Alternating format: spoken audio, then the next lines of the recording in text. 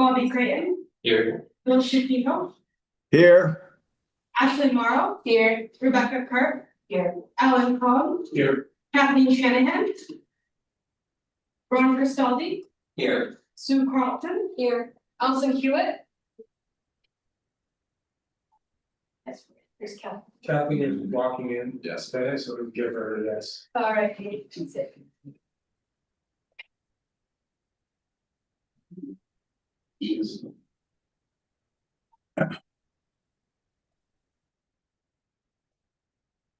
Sit here. Kathleen Shanahan. Here. Thanks. The parking thing's not working out fast. So then we'll go to public comment. Anybody here for public comment? Right, seeing none. I would entertain a motion to approve the prior meeting minutes from May 26, 2026. The. In the new business, it said, if you're ready to propose to miss the early voting, but that's me.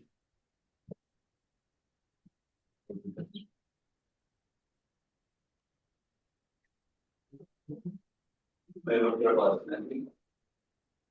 Okay. Make a motion. Yes. Mr. Moving properly seconded, all in favor say aye. Opposed say nay. Ayes have it.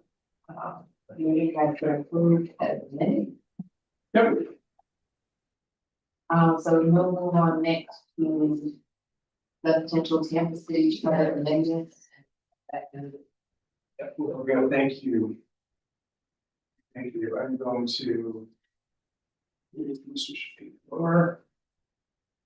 You know, I was in Italy at midnight during this series. I was. Not credit for doing that, so thank you, Bill. I wanted to recap our progress. And talk about our planning for today. So we made good progress. We reviewed, completed our review of articles. Excuse me, we need to get out. So I didn't know she was trying.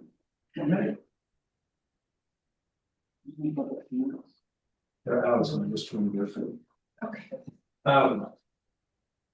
We had two sections requiring charter changes, which Mr. Chamber has done, and I'm going to show to you for your approval like we passed.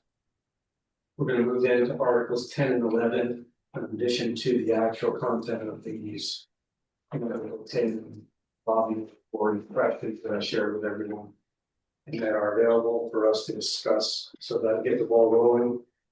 I'm allowing the new business discussion items. What I've done here, if we can get to it, is I've mapped all the public comments in the back of our tracking document in a way that ties into things we've already discussed, or if it's a new topic, bringing it back to you for discussion because it wasn't in the charter, so we didn't expressly cover it. And then there are a few items on one slide around things some of you have said I want to talk about with the group later. So we'll see if we get there, but we're prepared to if we do so. So for now, what I'd like to do is move directly into 6.03 and 9.02. 6.03 is the. Allison's here. Yeah, she's on that. So if you remember, after some significant conversation last meeting, we ended up as a group deciding to amend this section. And Ron pointed out precisely what that meant, and Ken's translated that into changes of really switching words around, right? Because we moved back to the mayor appointing and not nominating, and the council confirming not appointing. I got that right. Say it the second time, I'll get it wrong, but for now, I think you got it right. So once we approve this language, and then we'll go to 9, which is a very simple one, we're really done with 1 through 9 in case, of course, we can revisit in terms of our plan. So can everyone, you might have looked at it already, but I want to ask if this needs to be everyone's approved. Make a motion, we approve 6.03 amendments as presented. Second. So, moving properly seconded, all in favor say aye. Those say nay. Nay. Alright. What do I say next? Well, I think you can register. Would you like- Motion passed. Motion passes, okay. Thank you.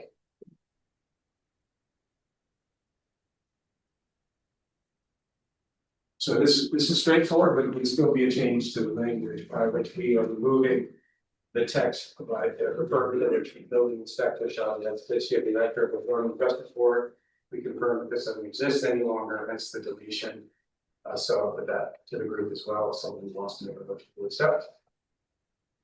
Page to accept the change to 02 as presented. Second. Then moved and properly seconded, all in favor say aye, Aye. any opposed say nay.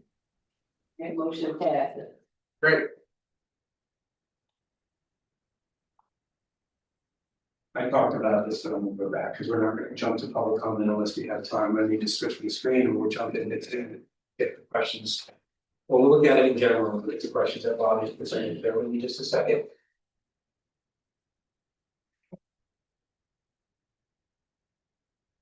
All right, no, I gotta move you, buddy. You don't know, really, I don't feel a thing. That. Spot. Put you over here. If you can't hear us, please jump in. I think you can, but if you can't, say something. So. Here we are on section 10. And what I'd like to do is. The fairly long section, I'm not gonna read all of it. Continues on. But what we have here are a number of things that Bobby asked us to discuss. I'm gonna summarize them. Some of these, and Ken, you also look into, provide some guidance. And then we'll start the conversation like we always do. So on cycle versus off cycle elections, March versus November, staggered terms for council members. Special election timeline, 15-month standard versus other. Other than appointments to do all these special elections, special election procedures, cut down on the 49 days between first election and runoff. This is something already covered by statute, carve out for a legal and reinstatement. And last point about Governor Tyler, we moved. That's Sanford, I don't know if that's in council member Harry Harvey in July 91 reinstated him in December 91. Is this something already covered by state statute? I'm thinking maybe Ken could I hand it to you with what you looked into here for the board to hear what you found, and I can get us back on track on the conversations. Good evening, everybody. One personal note, I have another one of our summer law clerks with us next this afternoon, so she gets to sit up front this time. They volunteered.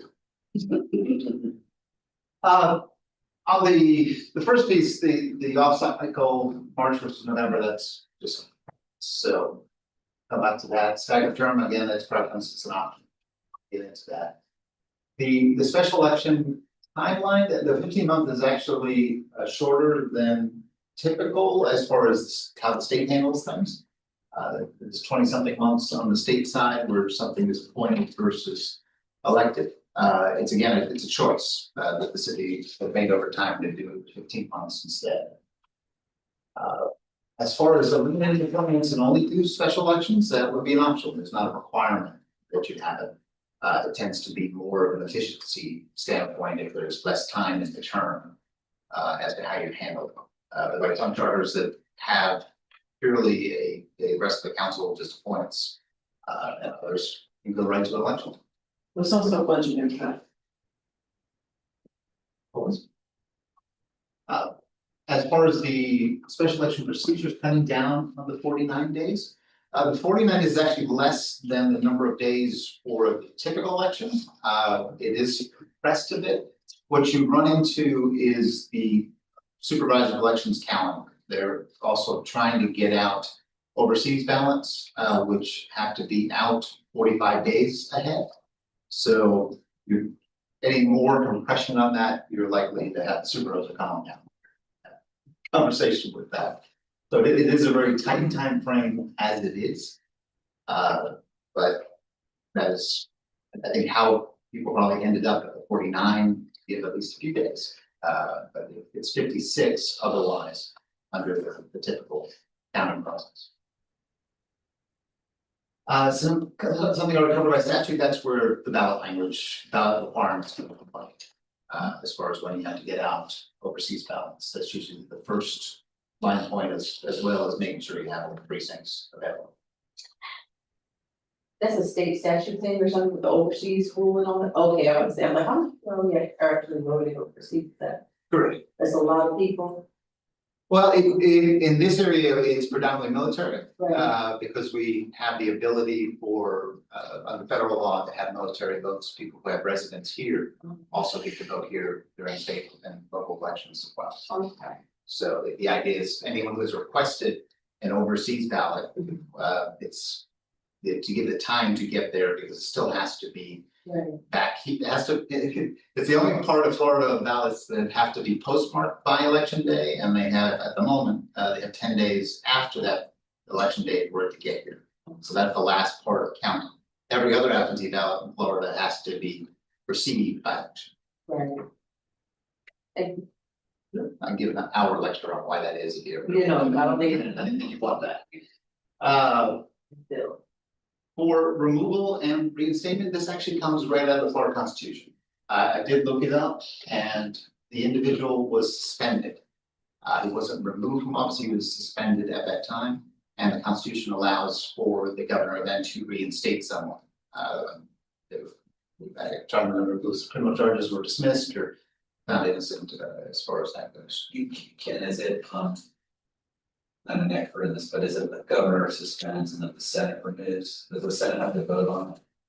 The governor suspends, correct, the Senate would remove, but before that period, before removal, the governor can reinstate. The Senate removal process tends to take quite a while, to be able to get through. So you end up in the suspension point. That's the next. Thank you for that. That makes sense. Is that all, Bobby? So much, yeah, thank you for your presentation, a lot of this was just, I just simply didn't know what was in the state statute, what was in the constitution, it's a lot to look through, and it's pretty dense. Not a lawyer, so breaking it. I enjoy this stuff, so I appreciate that. Nothing that I could give the opportunity, because it was so helpful, like you said, some of this, it just seems like we can't do anything about. Right, a lot of it's mechanism, how do you get things moving, in order to make sure you can have an election, the supervisor election will tell you the more time the better. Well, the reason I wanted to bring some of these questions up is because we recently had a special election and there was a lot of chatter in the community about how that ran and what if things could be different. So I felt like it would be the right thing to do to honor some of those conversations, to be able to talk about that in this context. Seems like I said, the 45 days, we don't have a lot of wiggle room, you know, the 49 is there for a reason. Sounds like the removal of the state and reinstatements in the Constitution, that's written in stone. I think the only part we kind of left off on was the election dates, which we started to talk about and then we ended the meeting for time. March 1st, November. Yeah. Yeah, we did, when we were talking about the relative merits behind assumptions as to whether or not November elections would increase voter turnout or not. I think we ended up mostly landing on keep it as is, if I can recall, 2 weeks, a long time. Did you want to talk more about that, Bobby, with respect to asking the group for discussion around that item? Or not? I thought we landed, but if you want to bring that back up, are we good on that? Can we just seal the deal and Yeah. kind of go around like up or down, keep it the same, or open to the conversation to change? Okay, who wants to entertain changing it? Would be to November, right, because it's currently done in March. Or just change from what it is now to something else Okay, for further discussion. does anyone by show of hands want to discuss that and then have the group discuss it more to get to a different answer? clarity, you want to extend it, you want to make it long, shorter, or long? It's the date on which the election happens, so Yeah. currently the elections in March. She was talking about Obviously, this. I don't think I wanna change the date. I think most of us were saying, let's keep it as is through March, but Bobby just wanted to But in case Or, because we weren't. in case anyone agrees that it's worth talking about, it doesn't look that way. Unless actually you wanna talk about it, I don't think anyone else does, but. Jason, two of us won't talk about it, it's, we're still out. You are, I wanted to give you a chance to say a few words and then we can, just to. See something. Oh. Yeah, to that. If you have any points that were brought up that are new points that are. No, I made my points last time, I was happy to have that discussion again. And I felt like we were going a certain direction, but we never stuck the landing, I just wanted to be sure we were able to wrap that out.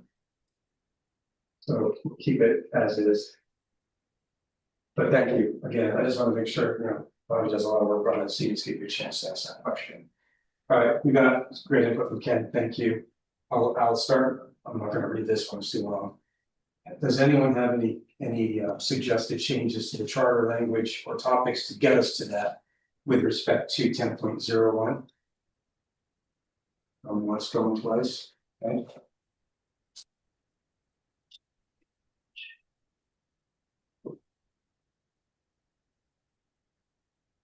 Can you hear us okay, Bill? Alright. Did we, I believe Steven said, like, if there were some studies that were available, if it did help voter turnout, if those could be pulled up, that would be helpful, but there were no studies, is what you're saying. You didn't see any type of study that showed that helped. Oh, no, there's different. Is it okay if we open that up? Just Yeah, I a mean, question, let's just answer it and move on. Yeah. I'm inclined to also say, yes, we should have a conversation about it, it's not clear, I agree.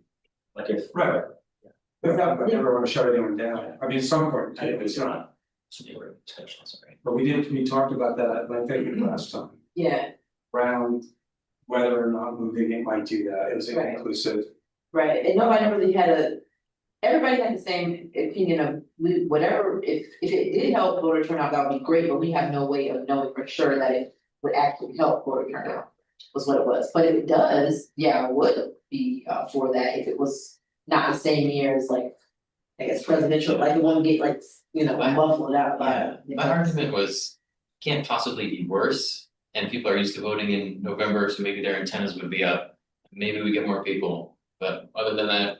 I haven't heard really any other suggestions about how we could improve this process. But everyone's That's all I saying got. turnout's an issue, everyone wants it better, but I don't think everyone, that would be the fix necessarily.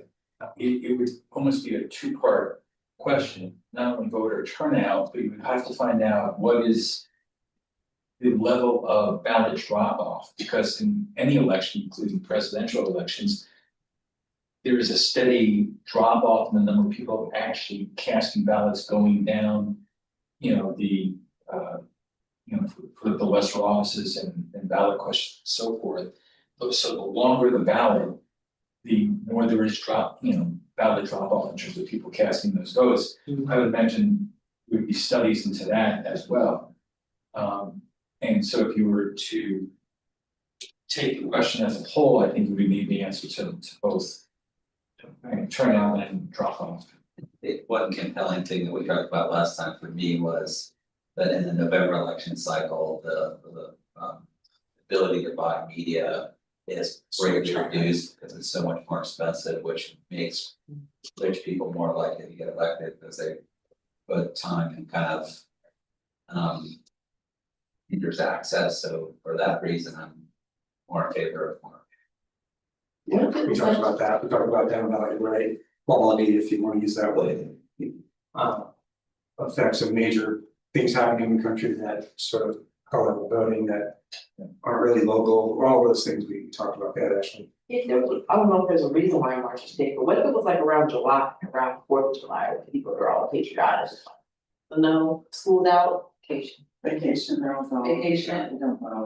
Guessing a lot of also smart people have tackled this before and Mhm. we did. So I think we're okay on this, that we're doing the major topics. What we just discussed, we pretty much discussed last time. So I'm gonna keep us moving, is that okay? I just want to be smart for One more thing, last thing, I think so. cause we. Thanks, Rob. Of course, yeah, please. Because we talked, there were questions about data, so just to add some color, this was a question about data from what I've read. When local elections are held in on-cycle election seasons, president, governor, turnout is higher across ballots So for the state, for the president and for whoever's on the local election. The demographics of the voters are a lot different when they're on cycle because you have more people come out to vote, so you get just more voters and that's a different demographic. Just one other thing, but I mean, based on what I read, it seems, yeah, on cycle, you just get more people, you get more voters. Yeah, I would think the local people on the ballot, people would come out, more people would come out and vote for that over the president. I don't know if it drop off of president, there'll be more people like, this is somebody that's gonna be affecting me in my local states, I don't know, but. So I think this is a case of we all want greater voter turnout. We hear you, but just based on the earlier poll, I think that the large majority of the group is okay with the section. So I'm gonna keep us moving forward. I appreciate it. I don't want to shut you down by any means. And of course, at the end, we'll have a wrap up period if anyone decides they find something, come down and do it. So the next one is as short as the prior one was long. Succession. This one from Bennett. The office of mayor becomes vacant, the chair of the city council or such positions vacant, the chair pro tem shall succeed. In the office of mayor until successor is elected as required by law. Any changes to that language from the group 10.02? Discussion items now, okay. 10.03 is the prohibition of discrimination. No one shall engage in practices that will result in discrimination. Summarizing, the city shall implement a comprehensive harassment and anti-discrimination and disciplines in cultural competency training program for all cities at an integral manner as established by ordinance. So I guess it's saying something has to happen, but the ordinance needs to tell us what that is. 10.03, any changes to that or the discussion items for 10.03?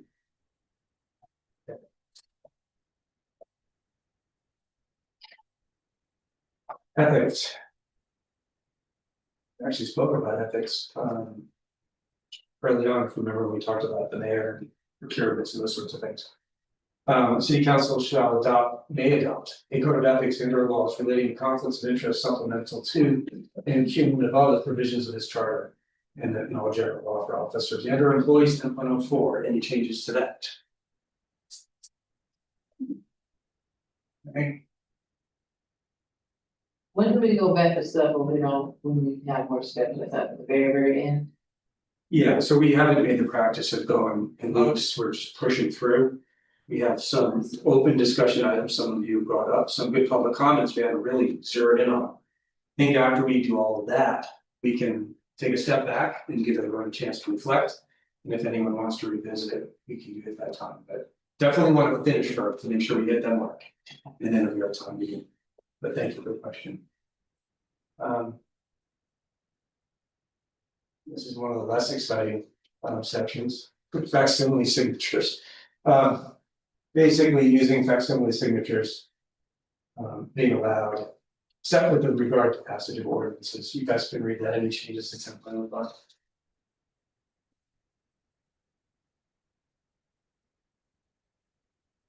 Okay, 10.06, reemployment. The former elected official shall hold any compensated appointed city office or employment until 1 year after the expiration of the term of that person's term, provided however the provisions of the section shall not take effect until January 1st, 76. You'd probably strike the provided 1976 language. Yeah, that's a little back there until The rest of it sounds Would good. you agree with that? No change, that would be a change, okay. We could do that. So updated, right? Good question. I'm not sure. 76 is the raise, you know that. Worn down by the. No. They got to wear it down. To be here. I'm right, no, we're going. Okay, this one's a little longer. Initiative and referendum 10.07. You guys can probably read this, qualified voters shall power to propose ordinances to the council. Require reconsideration of any adopted ordinance by petition signed by electors, etc. form and content. You guys, I'm not gonna read all this, it's a bit long. We did however have a question from you, Bobby, on this, I just realized, but I wrote it down so I didn't forget. From Bobby, can there be an explanation of how the recall procedures would fill in as the initiative and referendum procedures, the section for initiative and referendum petition states the form and content of such petition shall provide for under the provisions relating to recall of officers as provided herein. Then section 1008 for recall directs the reader to 70.130. Is that something, Ken, you dug into? Could you, Yes, that be rude? 74-130 is now the current state law. That's where that began when it comes to recall of elected officials. So at the end of the day, what this does right now is simply include state laws provisions. Answer your question? No. Go ahead, Rebecca. It refers to the state statute. And we don't, we haven't followed the state statute. What's your question, Mr. Bobby? No, I'm so confused. Well, I'm gonna second Bobby's confusion, just in that we're talking about proposing ordinances, and then they say the form and content shall provide for under the provisions relating to recall of officers. So I just didn't track it. I think what it's saying. Somebody just told me what it says. I think what it's saying is there's a provision in state statute for the recall of elected officials, and that is the process that is followed. Ken, is that fair? What it's referring to is the petition that's used there's a standard adopted petition that's used for recall, and that can be converted over to use for initiative and referendum. Okay. There is one mystery on this section, 10.7. It has a sentence at the end that says that it needs to be an implementing ordinance regarding this process. And so far I haven't found that. I've requested from the city attorney's office, and they're working on that piece to see if that has been adopted. It's not a mini code. Yeah, that's what wasn't clear to me, because they were referring to two separate processes, a recall versus, say, for example, you want to get an ordinance onto the ballot for. We're generally talking about petition form, is how it links to that. I've come up with a different process as far as that goes, but it's just an existing petition process that's out About petition form, you mean, like, what needs to be. Right, if you want to start your petition. Correct. Right, if you want to initiate the process for an initiative or referendum or recall, it's a petition gathering process, and the layout for that and what needs to be included is outlined in detail in the state recall law. As far as the subject matter and how it is handled in terms of petition gathering. Gotcha. So I think it's probably not the most artful way of incorporating the state process, but I think that was the intent of what this language then implements. So just so I can understand it with a real world example, if somebody wanted to petition to undo or recall an ordinance, and we're probably mixing terms here, but there's an ordinance someone didn't like, they wanted to start a petition to undo that ordinance, they would step out that as a recall process with state statute. Correct, as far as the number of signatures required and all what's pulled from the recall process that you have to take on. And how to collect them, you have to get a signature, an address, all that, it's very specific. Very about it. intense petitioning Yeah. gathering rules now that also pull in from the various parts of the election code. So, and then with each of these, the idea is that you would present something to council that we want to either pass an ordinance or get rid of an ordinance. Council has the opportunity to do that on their own. If they don't, that's where you can trigger a vote of the people on. But don't you have to validate the petition first with the elections officer, and then it's validated then in the code council? Because they have to count the signatures, They have to run- validate their people, the addresses, all that. Right, they have to run through the entire process that's outlined in state law Correct. to have a valid That's what I'm petition. saying. Right, and then that's presented to council for action. The idea is that council can cut it off instead of going to the vote of people, so yeah, we agree with you, we're gonna put that in place, so we're gonna take that away. For the 2019, city council approved an initiative that required them to adopt an ordinance for providing procedures that then they failed to do. Well, don't know yet. Not fine. Haven't found it yet. Okay. So, I assume if it hasn't been done, it probably will get done as a result of your questions. But we'll find, we will give the city attorney more time on that. So for this one, might as well wait for that. Yeah, I'll report back We the visit. next meeting, if either way, as to Now we whether can the the ordinance ordinance is member found. So we'll circle back to this next time. Very nice taking action. Thank you, Ken.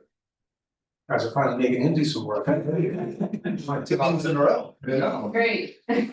No, not the last. Okay. 10.8 is even shorter than the prior one. Call elected officers shall be governed by chapter 74-130 laws of Florida. Any changes 10.08? So that's. And moving right along. There's a little bit longer, severability and retention. We're talking around if any reason any of the language in the charter is thought to be very unconstitutional, et cetera. What we do about that, I'll let you guys read this. As you already have, and there's a lot there. Any changes or discussion items for 10.09? One part of the charter is made unconstitutional, the rest of the charter still stands. On one So side. abbreviation. Emergence. 10.10. Charter review, that's perfect timing. This is really governing the way you and your future colleagues go through this process, in my understanding, correct? So we're living this right now and looking at piece of the charter, any changes to 10.10? Go ahead, Rebecca. So the county, as I understand it, has a charter review committee and they direct their charter review after deliberation. And if I'm correct, I think 2 public hearings. And 2/3 vote directly to the people without sending it back to the Board of County Commissioners. And I had a question for Ron, who I think was here when the charter review provision was put in. And I was just wondering if you all had discussed sending it directly to the people rather than sending it back to a body that it may affect. And what your thought process was in sending it back to city council. And it kind of occurred to me when we have received memos back telling us not to bother to look at things because it would never pass it. And seeing that, it's my understanding that there's not a majority that does it one way and a majority that does it another way than what I've been in mind.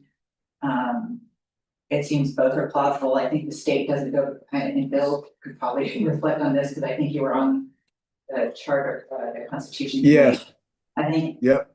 You all do not send it back to the legislature, those go directly. Absolutely not. They, once we're convened, it's not make up, but we establish our own rules. It's a process. And then any proposed amendment, which we vote on by a 2/3 vote, goes on the ballot. It is only subject to the Supreme Court review if there's any questions or issues concerning how the language is written. But no, the legislative branch nor the governor has any input once we voted. Again, I'm not saying that I feel one way or the other, but I just wanted to ask what the discussion was to send it back to city council and to have this whole thing created by ordinance, which then allows them to dictate what we can't, apparently dictate what we can and cannot look at and limit, the number of votes that are required to send things back. And I think they had a very thoughtful discussion on it. I'm not criticizing city council at all, but it's very different. As a commission. It's a great question. I'll first admit, the thing I don't remember is whether before we did this 8 years ago. I think there was provisions in here on how to amend the charter. I don't remember if the requirement that it go back to council pre-existed or not. I know we talked about it at the time. And I think the conventional wisdom was that there may be things that the city council knows and thinks of that we don't, so it's an additional check filter before it went to the voters. But I don't know the question of, I think if that process may have existed prior to us being constituted on how a charter would get amended. It wasn't a charter review process, it was a statement on how to amend the charter. And I would say, I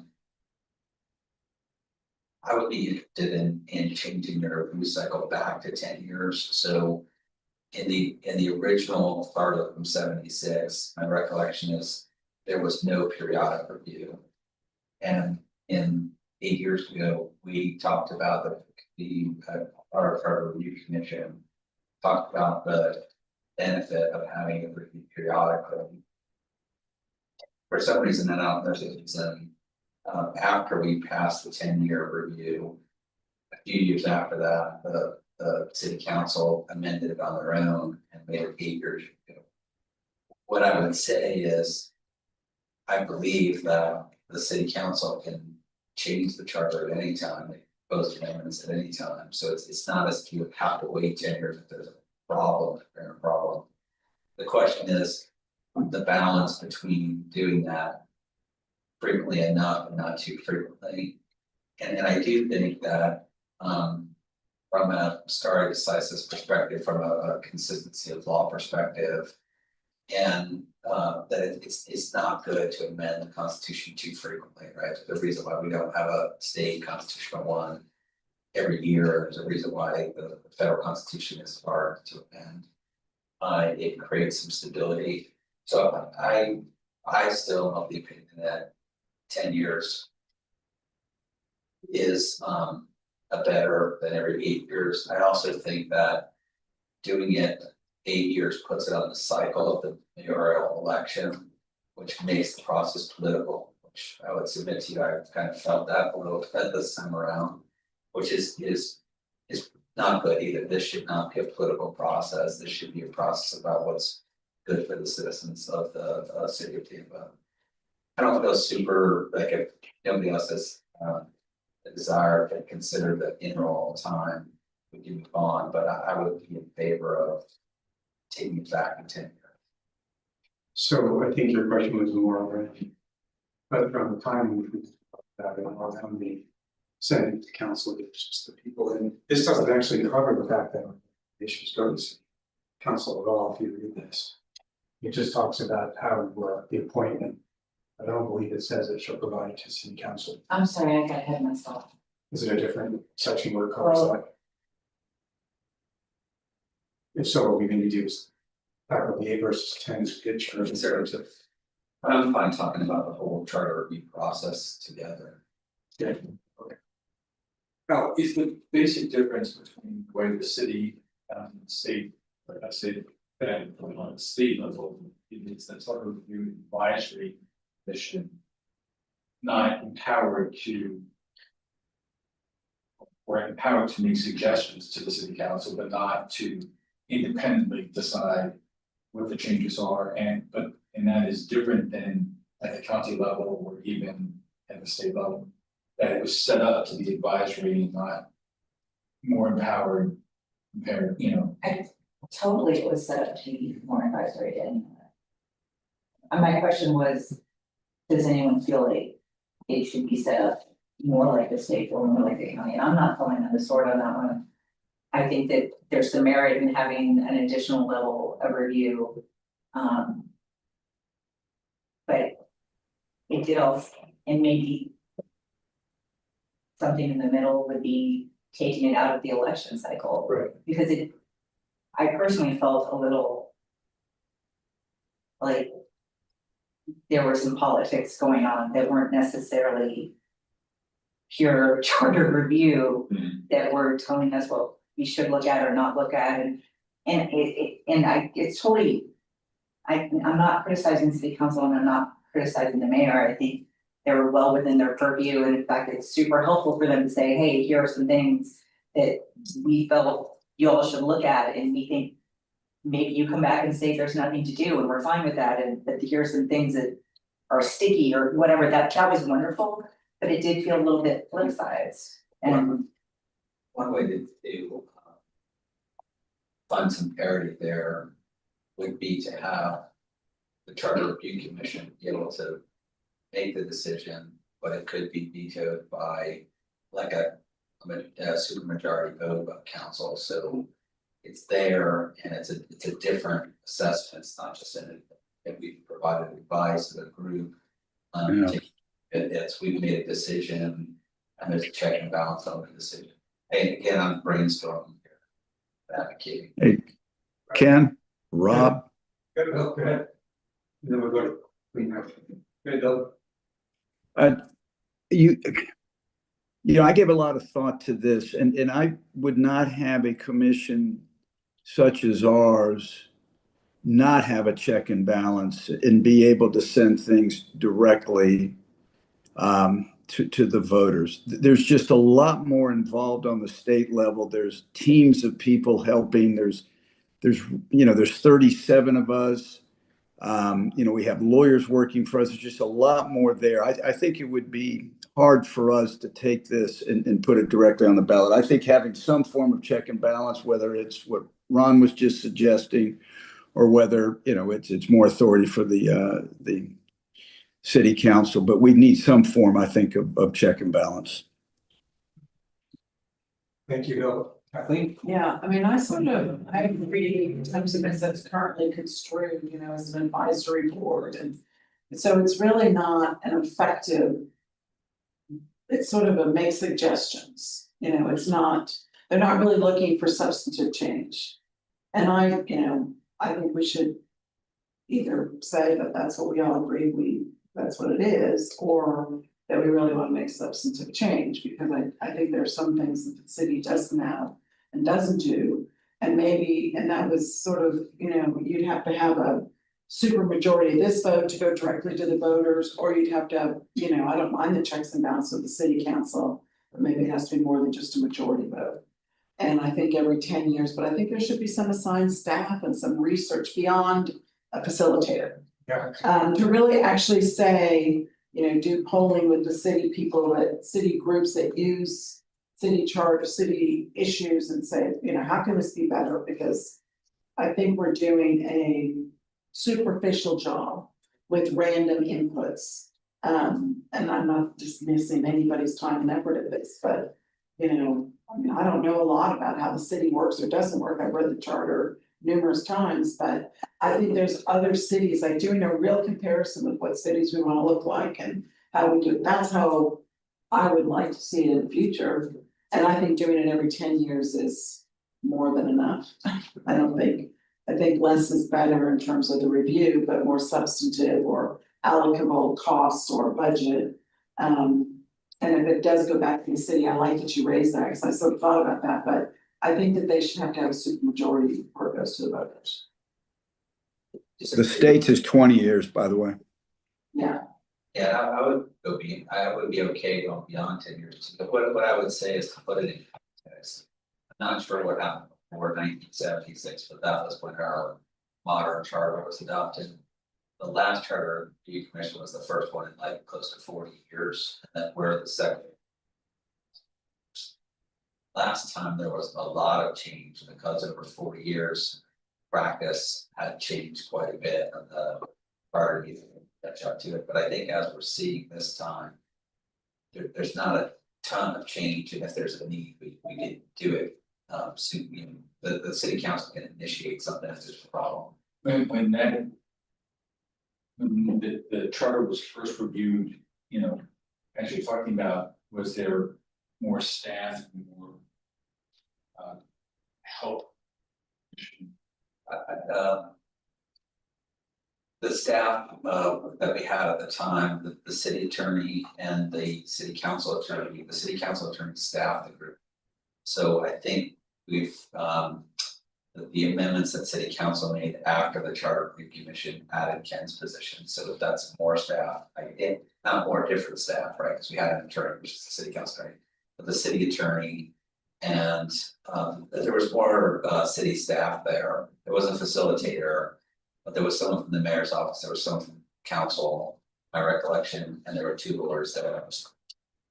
When you were both referring, Kathleen and Ron, supermajority, was that in relation to vetoing the suggestions of the group not adopted, right? Because that would create a higher hurdle, do I understand? I probably, Yeah, my super majority to understanding was if we created a veto, it could be a veto by super majority, that way if there's, you know, a real problem with what the commission did as a check and balance, but the commission's recommendations would, short of that, would go to the ballot.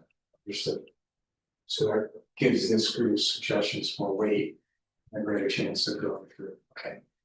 I just have a couple of questions for Dan. Go ahead. So if some hypotheticals, if the charter review met every 10 years instead of 8, how would that affect amendments going to a ballot, since it would be not on the cycle with the local election, or would it be? Well. It wouldn't be right now it's on the direct cycle with the ballot. So we have to figure out in the language as to whether that's called by special election, it defers off to the next general election. How that would function. Forgive my ignorance, I forget this. Are the city council seats all on the same exact cycle? Yes. Then Right now, depending on what side, there's not mentioned side, but. That's a bad question for Ken. Maybe it's different at the state level or at the county level, but if the charter review had their recommendations bypass the council and go straight onto a ballot, would that violate the legislative powers of the council? I know they do that at the state. Is there something in the state constitution that allows that? I just didn't know this whole. Well, that's what you would be creating, you have to read this section with 10.11 together. Because right now, the only mechanism to amend the charter is through council. So that's why, even though it doesn't say you can't go to the ballot here, the only way right now is by council. We would have to create a provision in 10.11 that allows for this reconstituted body to also have access to the ballot when it comes to the charter. But that's not something that's prohibited constitutionally or statutorily, it's just not part of this particular charter. The Hillsborough one, I'm very familiar with it, the 2 of their charter review boards. And the charter review board entity, it basically exists as a charter entity all of its own. Once they're appointed, they have individual power to go directly to the ballot. That's why they have to do public hearings and all that as well. Thank you.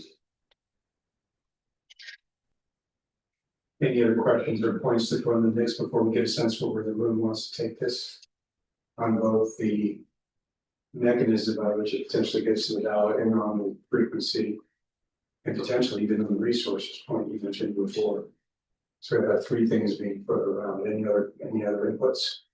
Before we dive into this a little bit more purposefully. Okay, so then maybe we can do the time cycle one first, maybe that's the most straightforward. So 2 options have been thrown out there. One is on a 10-year cycle, we have to work on logistics to get it on the ballot. The other is keep the 8, but make it off cycle, which would mean at some point doing it maybe 6 and then 8 after, something to that effect. Quick poll, show of hands, how many people wish to change it from 8 to 10? 3, 4. I'm gonna change it, but not to 10. Okay. I'd like to keep it on cycle, so we're not charged for the next election, so I would go to 12.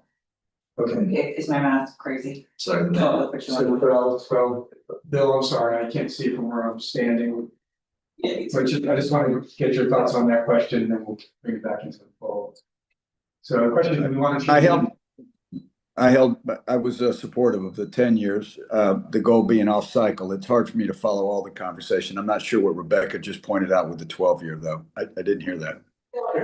Somebody raised the issue, and I don't remember who, but raised a very good point that perhaps city council change it from 10 to 8, so they weren't having to pay for a special election, which is very expensive. Oh, that's a good point. Yeah, okay. Well, I agree that I'd rather have it. I don't think that constitutions and charters should be amended very frequently. 8 to 10 doesn't seem like a big deal, but I would prefer it to be longer and have more gravitas to the committee. But I'm not for having an entire special election for 2 years, but so then I was thinking, actually, I think 12 would be a better number, it keeps it with the elections, you're not having to have a special election. But it's not every 8 years, it's every 12 years. I agree. Yeah. Take that as a motion, I'll second this. We'll see where we go. It seems majority of us are nodding. Bill, are you nodding along now? Yeah, I'm nodding along with that. I thought that sounded like a really good idea. Motion to change to someone else do it, I can't take. Yeah, well, I got the names of it. I'll make a motion to change from the charter review advisory commission or whatever it ends up being from 8 years to 12 years. There a second? Second. Right, so moving to properly second, all in favor say aye. Okay, no discussion, sorry, for discussion. I was just trying to work out the math on that, I'm not opposed to sweaters, I kinda like that idea. So I just wanted to throw out some years for elections here, so if that passed in 2026. I don't know, I'm gonna do nothing again. But what I'm afraid is that charter amendments may come up when there's not a mayoral election. Problem with that is even less people show up if there's not a mayor on the ballot. So I don't know if that's in your consideration, so There's a mayor on the it's ballot. 10%. The elected officials every 4 years. Mayor's always on the ballot. I mean, I'll be incumbent. Sure, sure. I was thinking, because in the last election. Probably know the results of that, but like there was a whole lot of turnout if there's not, an open seat for the mayor. Once again, like nobody to show up. Shame on people for not showing up to vote, I mean. I'm not gonna disagree with you. Different issue. Yeah. Yeah, so- That's the charters. Yeah. Amendments on the ballot, you need to go to the polling place or get your absentee ballot. I wanted to change the voting stuff, but you guys said. It's a different issue, important. But can we close the loop on the motion? So there was a second, was it? Can we ask, No, I mean, I'm just saying, can you ask again for all those in favor, because we kind of got there, but then probably one minute comment, so I want to make sure we do this one. Okay, I wanna entertain a motion, Yeah, we had to. Okay. All in favor? all in favor say aye. I Opposed say nay, Okay, motion passed. One. okay. Great. The next question concerns the means by which all of the ideas the CRC, suggestions the CRC makes. What happens to those? Currently, it goes to city council, and they can decide if they want to or not. A radical change would be right to the ballot, and we talked about a middle solution by which it would go to city council and only be removed consideration for the ballot of the supermajority of the council veto, taking the suggestion in a list of items. I don't know how to read the room on this, but I'm just throwing a quick vote before we do a motion. How many Can I ask people? one question? Yes, please. Has it always been an advisory charter review commission? It's always been titled that. This is only. Yeah, it's Yeah. before 8 years ago, there was no charter review commission, I don't think. No. I thought that- We created it. Okay. I think even if you guys wanted to do something, made it more difficult to overturn, I think it's still advisory at the end of the day, but if you want to change the name, I wasn't sure you're going. The genesis really to think about it as city council, and I'm just not putting words in the council at the time's mouth, but my understanding was. City council realized the charter hadn't been looked at since 1976, and rather than then take up all the work, they created an advisory group to help them figure out what changes needed to be made. And then one of our suggestions was we memorialize that periodically and continue that process. Okay, I'll ask a more open-ended question, because I got in trouble last time, we're going right to 10, we ended up at 12.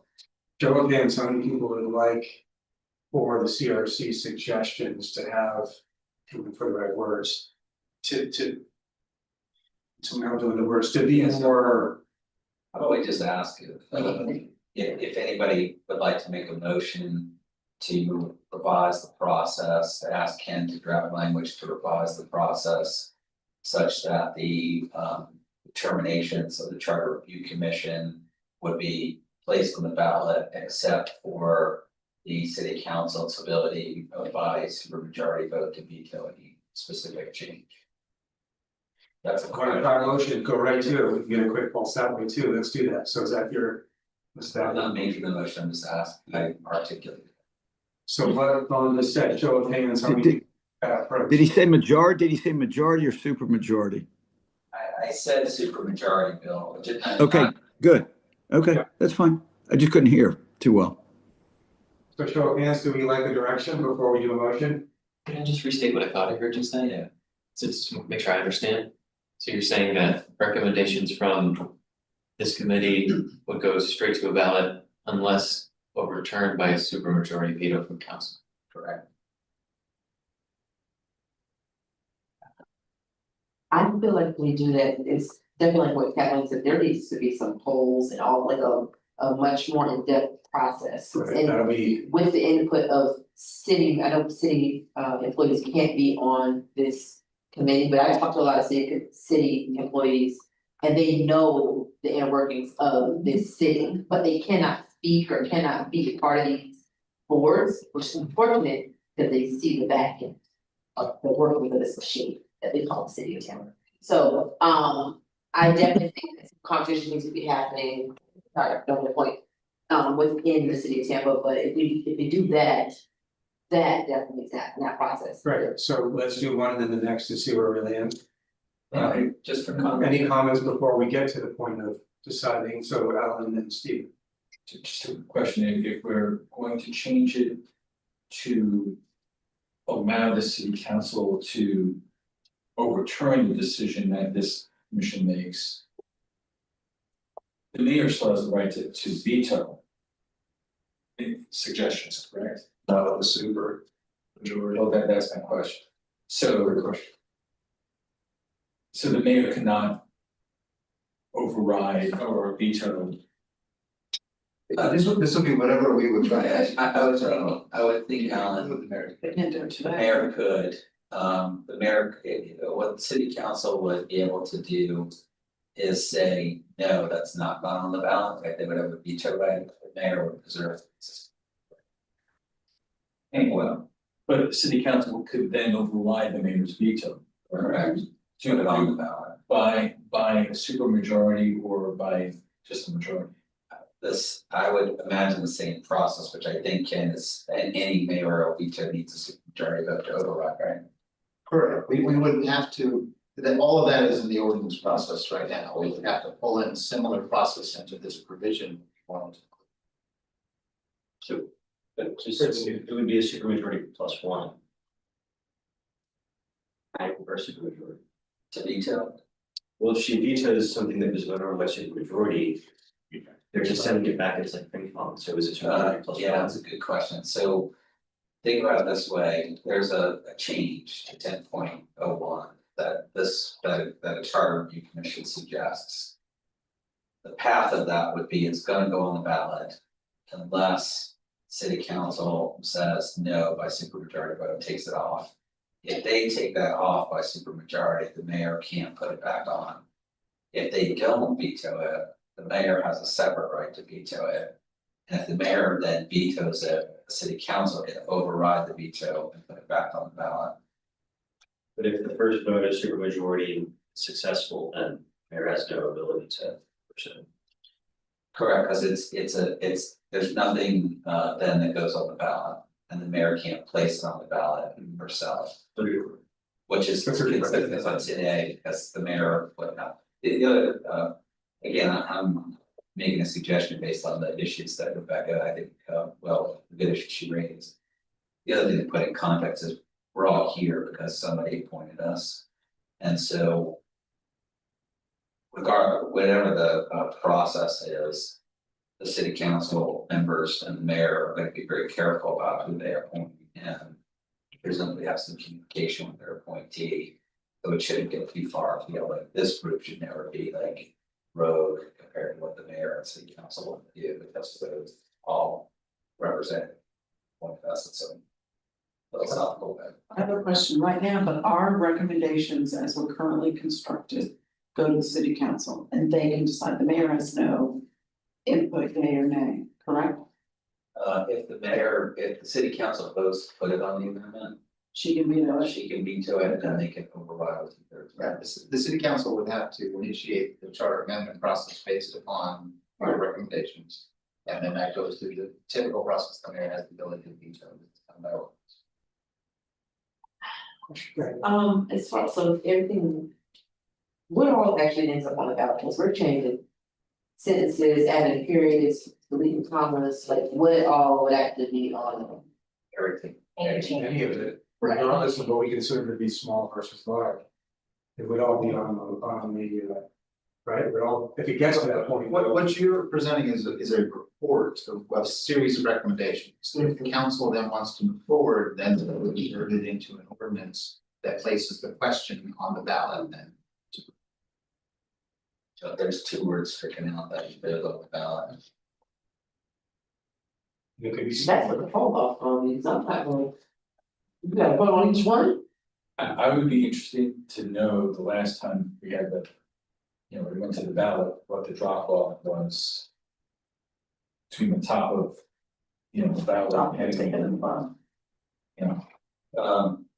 You mean, how many people voted for like the amendment that approved first and then how many people made it all the way to the bottom? or even The names if of first. the offices that people were running for, and then. As you get to the charter review questions, with what the drop off was. The whole thing, I don't know if that exists, but that would be interesting to know. So they would vote on each change, not the bundle. It probably exists to the extent there is historical data as to what the for and against for each thing on the ballot is, right? You know how many people voted for each person with mayor, so somebody could construct that data. And we can request that the supervisor elections if the group is interested. If they have, by law, they have to count undervotes and overvotes, that are easily made over. But is that, it's a good question, but is that material to the decision on this issue? Can we state what we're deciding again? Right. To summarize that again, the suggestion is that we change one part of the existing process. The only part that we're suggesting changing is rather than the charter review commission being purely advisory. But before and it's the council please or if they want. Change would be that the decisions of the charter review commission would be headed to the ballot. But for a veto of the mayor, the rest of the process would stay the same. I'm sorry, veto of council, like 2/3 vote, not vote. Currently, they would still need a simple majority to take our ideas and move them forward, correct? Okay. So we're hoping there, it's a higher. The reason I throw that out for discussion is I think Rebecca's question was county and state both have the commission goes directly to the ballot. And should we change that? I think there was some discussion around this danger of that because we don't have the same resources, for instance, that the state does as the commission. So we keep some check and balance, and this was just one suggestion of how we're gonna keep check and balance. Right, Bill explained that pretty thoroughly based on his experience. So we're really creating. In some ways, a greater opportunity for this group's recommendations to move forward, or a higher hurdle to stop them from doing so. Yes. Rather than wasting, I don't wanna say wasting more time, but spending a lot of time going in circles. Maybe we phrase it as taking a vote on who wants to just keep it advisory, and if there's not a consensus or whatever it is we're supposed to have to move forward, we just don't even need to dwell in the details. Is it not still advisory even if the barriers are? I'm purely advisory. Yes, We are purely, hey, here's some thoughts for you to have. right, versus those that And are. if everyone agrees that that's fine, then we don't need to like spend 2 hours trying to figure out where. Take a strong vote as to whether. Yeah, so you wanna change anything. So, sure, I'm not reading any spaces, so I don't know. no, I'm trying to read it from two. How many people wish to keep the CRC's methods exactly as they are today? Show of hands. With the Keep them as they are today, advisory only, pure advisory. Could be okay. putting aside the time component we already voted on. Time is yet now decided, this is just purely the means by which we are advisory, less advisory, the more impactful to the ballot. So keeping it as is, show of hands, nothing changes. 3. Bill's hands not up. Show of hands, how many wish to change it to be? Oh, we did? Yeah. We did have 5, I'm sorry. Yeah. So we're, great conversation, we'll leave it as is then, okay? Are you okay with that? Oh, I'm completely okay, I just wanted to bring it up as a discussion.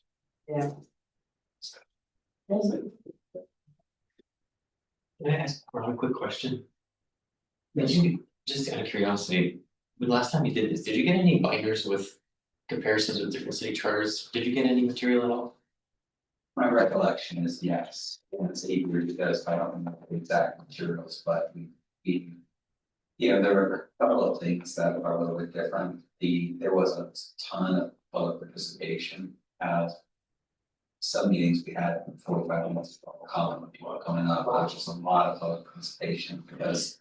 There was so much that could be changed. And my recollection is we did look more at what was out there because the idea was this is so old, it's 40 years old. How do we modernize it? So in this session, we're less modernized because it already was modernized, but then we were looking at what the trends were for those 40 years. Some materials were provided to you?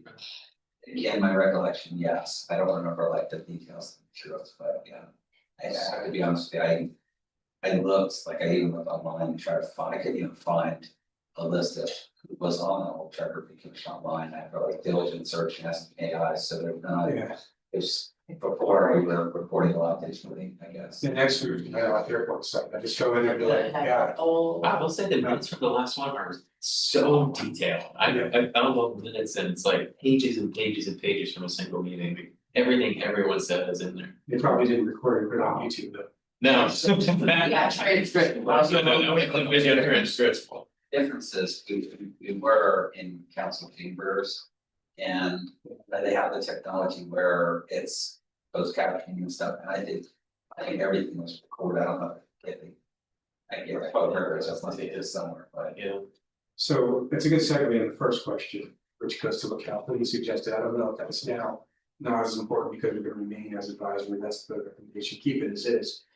Do we wanna talk about resources and about help, because we did need help, we brought in speakers, I think there could have been more research if we had the time. But of course, our bandwidth is only so big and you guys can only do so much. Thoughts on formalizing something that gives us our future counterparts more budget, more resources, more help? How do we feel about that? Just chime in and we can go from that probably. I mean, I think it would be very helpful to have at least an outline of. These are the biggest cities in Florida and what they do. Just so you can have some frame of reference for how our charter works. That's what I have to expect. I read a whole bunch of charters, so I can understand how ours work.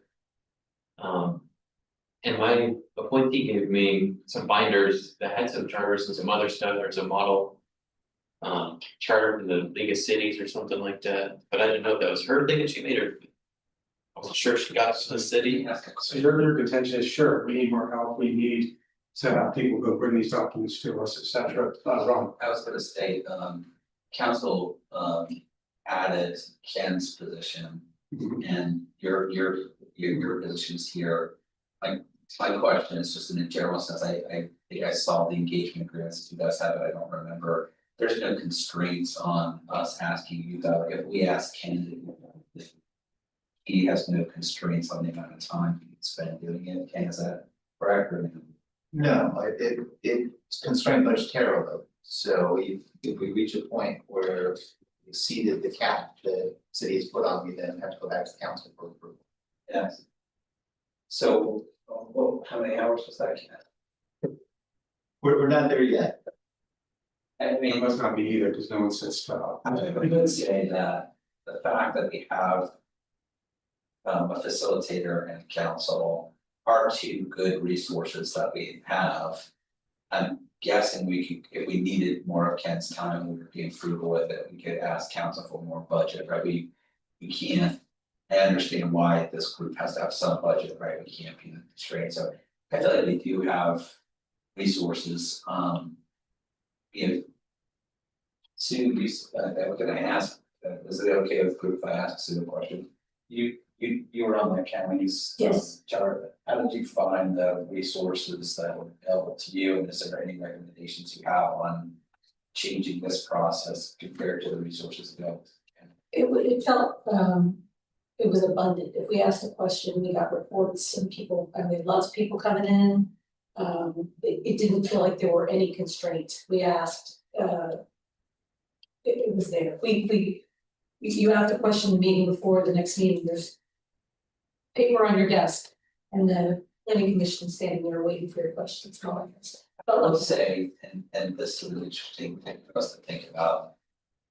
The tone and tenor of our start at this chart review was much different from last time, in that the ordinance and the direction council this time felt to me like very prescriptive. Now, we're here with Bob's council, right? So it's, I guess, appropriate for them to tell us what to do and what not to do.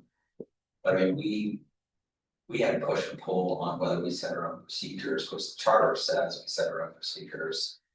And council suggests they set our procedures, right, and it does say pursuant to the ordinance. But I feel like last time we did have more access because we figured out as a group what we wanted to do. And here I felt like it was, you know, you were told what days we're gonna meet, what times we're gonna meet, all of that stuff in advance. We couldn't change that without going back to council, and that may be something we look at here is there's a certain level of independence the group needs to function appropriately, and I'm not, this is level of our members of city councils, it's not a knock on anybody, but there is a certain level of independence that we should have in deciding what information we could get, what resources we have, what budget we have. And I wonder if there's a way to clarify this 10.10, just help ensure that there's direction that this group has the latitude to get the information it needs to be effective in its stuff. In the way I read 10.10, I thought the intent was that it was established by ordinance, but we were to operate independently. And it seems that it is actually established by ordinance, and by ordinance, they will establish what independence we have. Right. And that would be That's my the goal. change, if somebody wanted to change that, I think. That would be. Either it's set in the charter what we have, or we don't need an ordinance to be established. We are established by the charter and we have independence. It's interesting because not all is still on council, but of the prior my prior 8 colleagues, 4 of them ended up serving on city council. One of those esteemed members is serving this. I think one of the sticking points to your point is, this little tagline in here. CRC may adopt rules for its operation proceeding, et cetera, within direction given to it by the city, and that's where it got a little convoluted at the beginning of our meetings. Because we had the ordinance with the rundown from city council, like these are the things that we discussed, this is the structure to follow, and then all of a sudden it's like, well, what does direction mean and who's the city?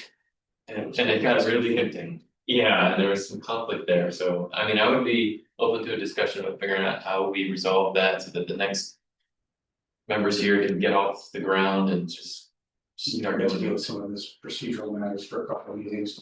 Go ahead, Stephen. I wanted to go back and we're talking about 2 things. One is the way we operate. The other is how much we have in resources to assist us in operating. So I want to return to that and then come to this because. No, I just want to say, regarding the super majority, the vote we just took, that was why I voted no, was I felt like it was creating independence is a bigger issue than just the super majority ability to say no. But if we want to talk about more wholesale realignment of true independence and look for every little spot where we need to make a tweak, then that would be a different conversation than if we had potentially revisit the previous vote, but that's all can of worms. I'm not saying we should do it. Sure, that's a good point. Going back to resources, if we just recall our process and how it worked out, it was certainly different. Mentioned. We eventually found our stride, particularly with Scott, the city attorney, kind of running point to get things for us. But I was getting things from Scott, I was getting things from CFO. I say I mean here now, so also getting information through Marley and the mayor. Ken was getting information. And if you remember, there's a practical drawback to that, which was any delays caused us to have to backtrack and revisit things that were fresh at the time, to your point, Ron, made that. So, we had guest speakers very good. I would say though, your question, Ron, about expanding roles, speaking for myself. I don't know that I would have the bandwidth juggling, my day job and this and other requirements to give that its due. I think if you're gonna really have a research on, get a think about what that looks like and decide what the requirements are. But if we wanna bake that in, we can talk. I think it's great, these two roles are pretty busy at this, I would say. I think having more would require more, we just have to define it if you guys wanna go that way. I don't have any of that, time. I was, if it's a discussion about adding additional resources to. It takes Susan, well, that there was a lot more around on a county basis. I feel like some of the larger issues that we have discussed, I don't. For instance, if you're talking about how other cities, whether it's there in Florida or around the country, do things, requires more research help. If we went in that direction, then I think that we would have to also go back to considering whether, how do I put it? Us being more than just an advisory committee, commission, and going back to discussion about that majorities on the city council to veto what we do here. If it gets to a point that the charter does need more updating than we're considering then. I wanna ask you a couple follow-ups, so.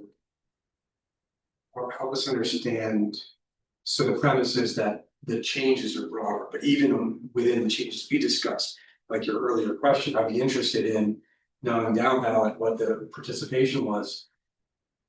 We talked more about when we were looking at redistricting, right? So even in this last time we do at a moderate level, we needed more help, and we got as much as we could, but I think there was more we could have gotten. Yes. So I'm asking that question to make sure we understand. Yeah, I mean, in order for us to take on an issue involving redistricting or in the future adding to the city council, then that requires more help than we have. But if we do get that done, then I think that the suggestions made by the commission need a higher level of veto power, whether it's from the city council or the mayor. I think that So you're kind of linking those two, yes, richer research, maybe more detailed suggestions. And therefore more expectation of this moving through the process as opposed to the year faster. Okay, thank you. I just want to understand. Is there two things, Kathleen? I think that, I don't mind the check and balance at all with the city council or the mayor. I just think there's no big ideas. If there's supposed to be the charter. I think zoning is a big issue in the city. In terms of the city we are today to the city we want to go to, how decisions get made. And there's somebody looking at a plan for the city, making sure all the neighborhoods are thought through. And I don't, when I do my analysis, I think that something that's bigger than what's said in the charter today about zoning should exist. So I go to and I don't think it should just be Florida cities. I mean, what cities are out there that we want to compete with, compare to, be like? And there are components that we're missing that don't exist in our charter. So having a researcher that does this prep before and I don't even mind advisory, because I think that elected officials are always looking for new ideas. I don't think they're running for it. I don't think it's political, big P or small p, but it's like, how do we look at ideas that could make us better? And I think that that's what I thought we had a little bit more of than just going through this line by line and saying this works, this doesn't work by virtue of the experiences around the table, which I think, you know, we've had resources called in, but I mean, I'm very well aware of how the state charter ran because I was involved in it and there was a huge amount of resources and I heard the same was available at the county. So I feel like this is sort of a sidebar that I have to do, but you know, good luck and so it's sort of like if you're gonna commit the time and I think it gives political people, elected officials cover to sort of say, let's tease some of these things out, get smart people in a room that are committed to trying this but you need some additional resources than we have, so how we would define that, I don't know, I'm not looking for a huge budget, but. I think if you're gonna do it, and you're gonna spend the time and ask people make appointments, there should be enough to actually do a comparison, competitive analysis of other charters, what's included, what's not. And then have that as a precursor, so you're not just going through the line by line, you're actually thinking about what are sections we should be adding that actually will be better for Tampa. Yeah, not what's in front of us, what's missing. Correct. I do agree with Alan, except you don't mind it being just advisory, but that we have a higher quality. Well, I prefer it not to be advisory, I prefer to go straight to the voters like the state, but I know that that would be a total hoopla, like it was, you know, right at the beginning when we all met, and I think elected officials, city, mayor, they're looking for good new ideas, I'm not afraid. It's just a requirement in general that would help us be more successful. So I have a sentence, it's like an example for me, it says, necessary funding shall be provided to ensure the full transparent participation in the. Sorry. And I'll make the point, but. There is a provision that requires funding for transparency and citizen participation. Maybe we modify that sentence to add for transparency, citizen participation. And I'm gonna use the word, we get, appropriate provision of information and data at the discretion of the CRC. Whereas there's a requirement in the charter that there be appropriations that assure transparency, ensure citizen participation. Maybe we add to that there's also needs to be funding to ensure adequate provision of data and information to the CRC in their discretion, so we can ask for things and there's a requirement that those things be provided to us. Steven. We also have the word time. Yeah. I just, Absolutely, support. because I found it really difficult that like we would ask a question and sometimes because staff isn't. Like, 3 meetings We later. take 3 meetings later, you have a response, and I mean, I don't think we've had many times for it to be unreasonable for the staff member that. It's applicable to the section that we're reviewing on that day to be present, but. I don't know if that requires a change or if that's just a suggestion, but to me, it wasn't clear that they should or shouldn't be here. Timely, accurate, and complete information is determined necessary by the CRC. Are we, show of hands, do we want to go in that direction, whether Kevin has some papers for you guys to review? Show of hands, yes? Yes. Yeah, okay, so let me capture that. Before y'all gonna be on city council, make sure y'all remember what people. Remember where we were. Yeah. You've seen Well, all years that ago. comment. Okay, yeah, that's on, that's on. Regarding resources. Like you say, it's given, I forgot, and here we are. Okay. That was actually a good conversation and important, so keep it moving. Wait, hold on. The Bobby brought up a great point. The second to last sentence, it says the CRC may adopt other rules for its operation and proceedings as it deems desirable within the direction given to it by the city. I think the city should be struck out and that should be changed to by ordinance. Or by the council. Because when we started this off, we had a conflict, and I think it's pretty reasonable to assume the next charter review commission is gonna have the same issue. Very well, good, today, who's here, yeah? But there is, it's a great point that Bobby made, and it's a good point you made. up toward the top, I think it does say something about it's established by ordinance. Oh, So actually, I city council I made. think that last sentence, and this is supportive of the change you're making, I think the last sentence intended to kind of refer back to that. I think so too. So maybe we say, given through the ordinance establishing. 10.1. I'll let you can figure out the language. Yeah. Yeah, so we reinforce that, and I make it seem like the city can now do other things to force the group to do it a certain way. Rebecca. I don't know why we have to be established by ordinance. To me, that was what the problem was. It wasn't that the city and the mayor had an argument necessarily over who got to say what. I think city council was mad because the mayor said something later than they wanted it to be sent. But to me, the direction came from city council, the limitations on, you know, how many votes are we supposed to have? The whole thing about us setting its rules and procedures was negated by the fact that city council established it as by ordinance, and through ordinance gave us direction from the city, and therefore said, Yeah, and I think. you have, your rules are this.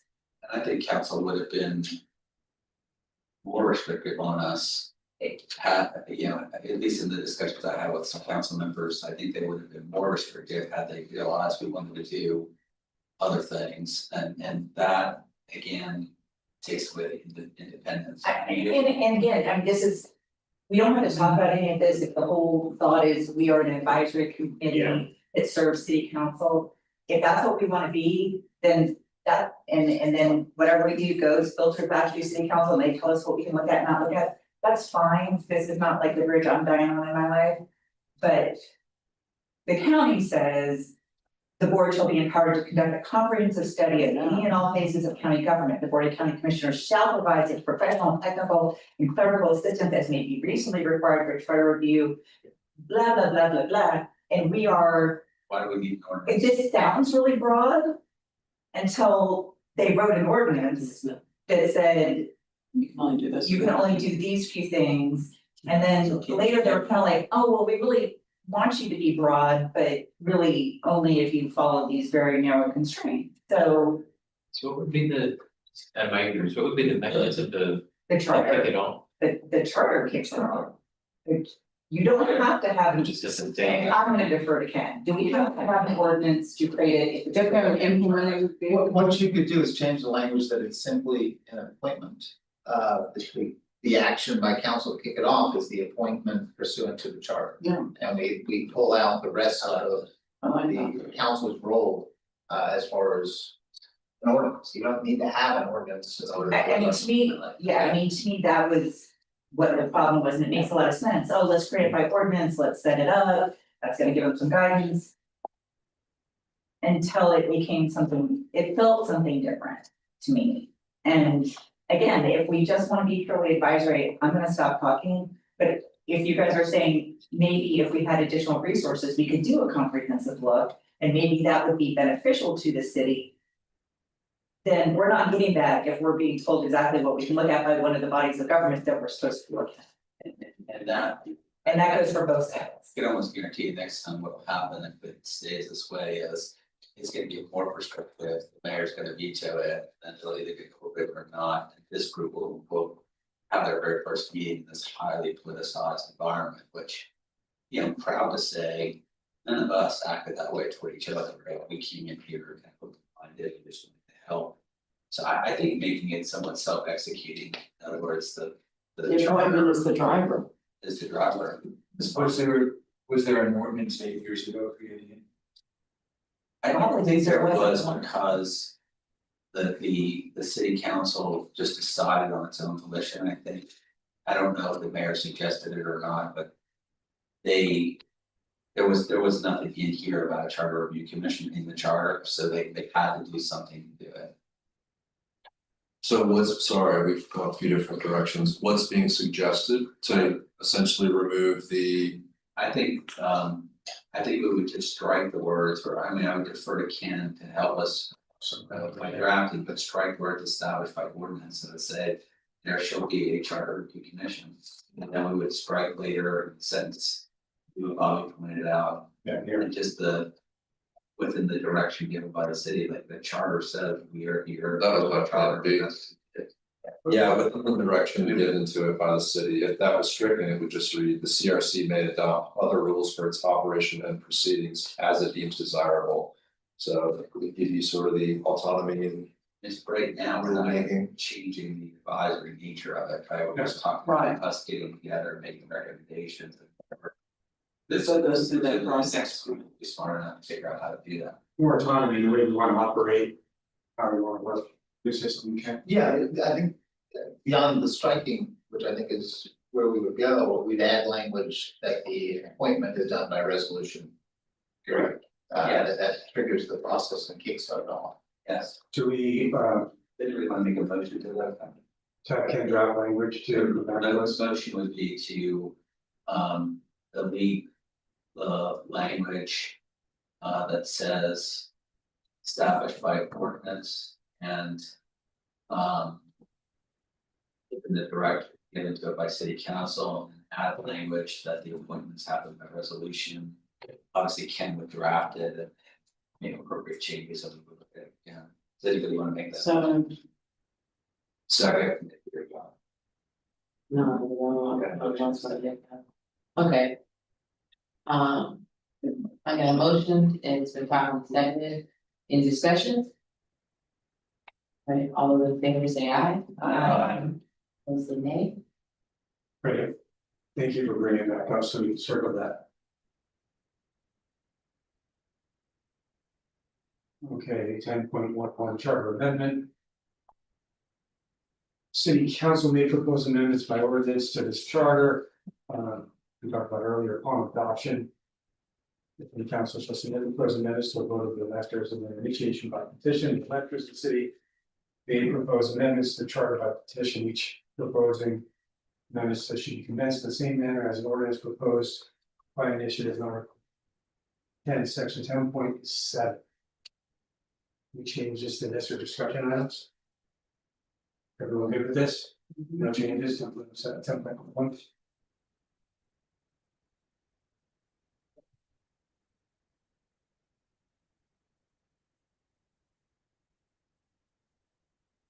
Okay, what about a 5 to 8 minute break before we jump into 11? You guys want to take a few minutes? Or we keep going? It's 7:35 currently. Up to you. Us. We'll keep going. Keep going, okay, Are you good?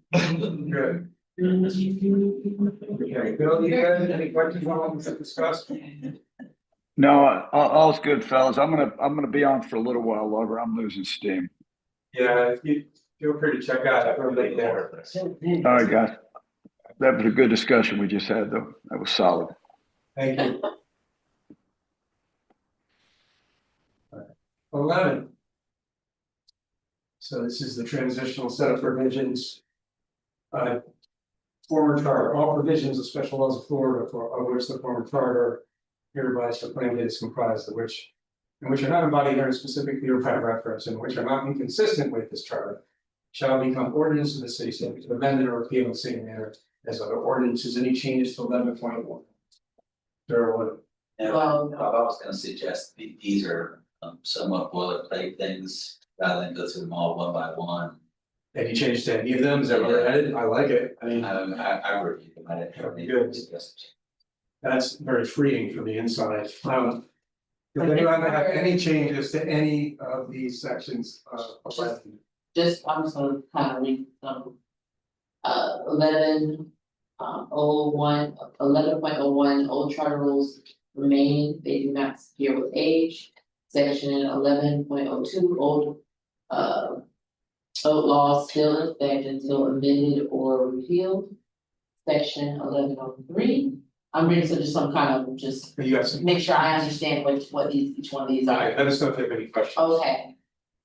Don't affect, 11.03, don't affect officer, employee / employees at the time of adoption of. And then section 11.04, everything in the city is in the middle. Everything in the city is in the middle of. Nothing changes. I mean, in 11.03, we saw a reference to 1975. Okay. It's just Strike that out, Yeah, strike that out. Which one was that? Last sentence in 1103. And a motion Okay, by let's go. Helen, second by Motion by Alan, second by Karen. All right, any discussion? All in favor, say aye. Aye. Opposed, say nay. None motion carries. Alright, 11.04 pending matters, and then 11.5 obligation of contract reserved. 6 existing rights, obligations, duties, and relationships. Section 1107 pension and civil service status.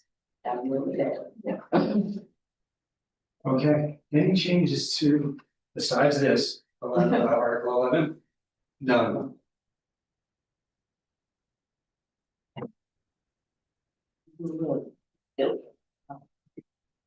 Okay, Billy, where are you in Italy? and then, San Remo. Just down from Monte Carlo. Good. Go enjoy. you have that meeting with the folks scheduled? I was in the Formula One race this weekend. I didn't tell anyone though. All right. Okay, So we finished. well, no. Well, Alright, let's go to mom. We did, congratulations, we did get through all oh, it's climatic. the existing stuff, there's more stuff. Confetti. All right. Bill, I'm gonna move to our conversation around public comments. I think they're a little bit more concrete, and then the last thing we'll do, we probably won't finish tonight, is really explore the list of broader items, to your point, Kathleen, that are more a question of, is it even the charter at all? Things like zoning, things like voting, other issues that you guys raised. How to get how to get residents to be more represented by and involved in the process, all that. When we look at public comments, if I've captured them all correctly, and I've organized it this way. Many were items we've actually discussed in some cases ad nauseam, and what I've tried my best to do, find a wrong mistake, let me know. Is I took each one and basically went back to what I thought was the most appropriate section, and we counted what we discussed and decided. Right, so things around the attorneys, things around redistricting, so those you can look at after the meeting, or maybe you did already, but there were two that really weren't there because they weren't there already to discuss, and the two that were left. One had to do with the concept of, although we did talk about the council's role around investigations. There's nothing in it to react to around for the concept of an independent. Inspector General, Ethics Commissioner, City Auditor. If you remember, this came attached to it, right from a former employee who in quite some detail laid out a series of events by which he felt there was wrongdoing. You guys can read that on your own, you probably remember. The point is, this concept, we didn't expressly decide to include because it wasn't there already. And then the second one was from Allison, where she made the point that currently, if people are working, it's impossible for them to attend and participate in local government by virtue of attending city council meetings. So those were two that really, again, we didn't talk about expressly, so I wanted to revisit with this group and see where we want to take it, if anywhere. Does that make sense? Ron, questions? Just gonna say, if we take a poll as to whether anybody wants to have discussion on each of those. Yeah, absolutely. I presume we want to say something because it's public comment, but that's up to you guys to decide. So maybe you can do one at a time. How many people wish to discuss this? Show of hands, 1, 2, 3, I think it's enough to discuss it. I'll ask the second one and then we'll go back. How many people wish to discuss the concept of making a council meeting successful or working? I think there's enough for that too. Okay, so we have interest. So let's start with the first one. I can pull up that story if you wish, or you can find it on your computers. I would like to get some data from how other cities handle independent, IG. Some assessment from Ken. I know the state has an IG, I mean, maybe it could be a part-time person that's The independent. most detailed one is the city of Jackson.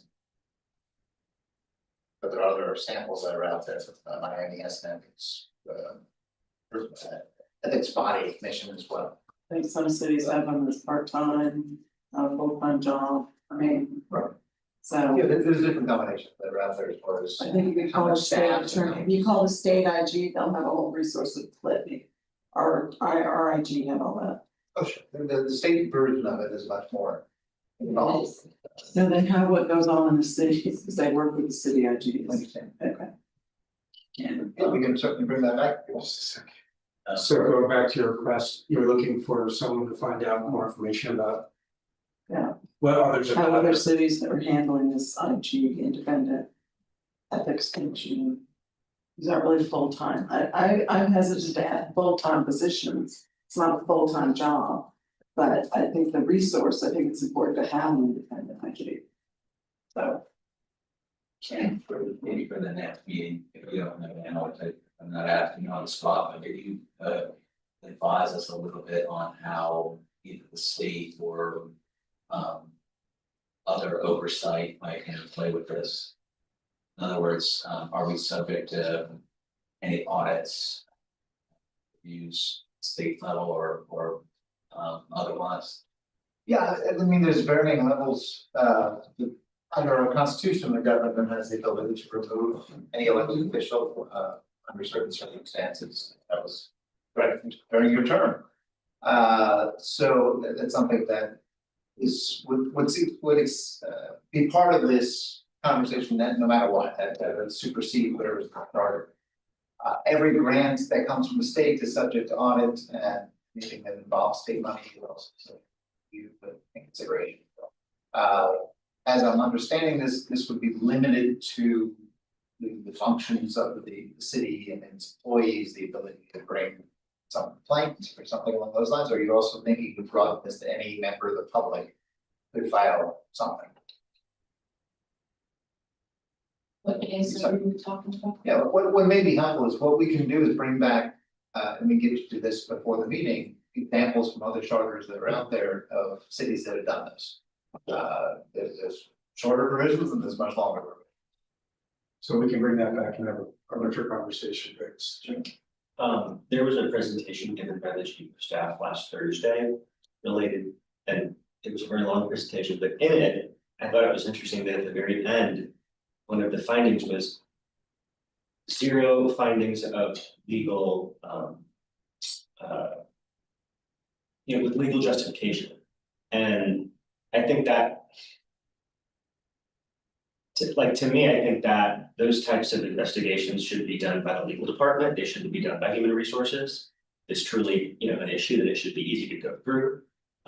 That's an organizational decision, that's an executive function, but perhaps it may not be a wholesale rewrite or establishing something that's new and robust that's not there already, but maybe it's more of a checking of balance to make sure that the fox isn't guarding the hen house, or at least that the perception of that can't be claimed, because it's just not reality.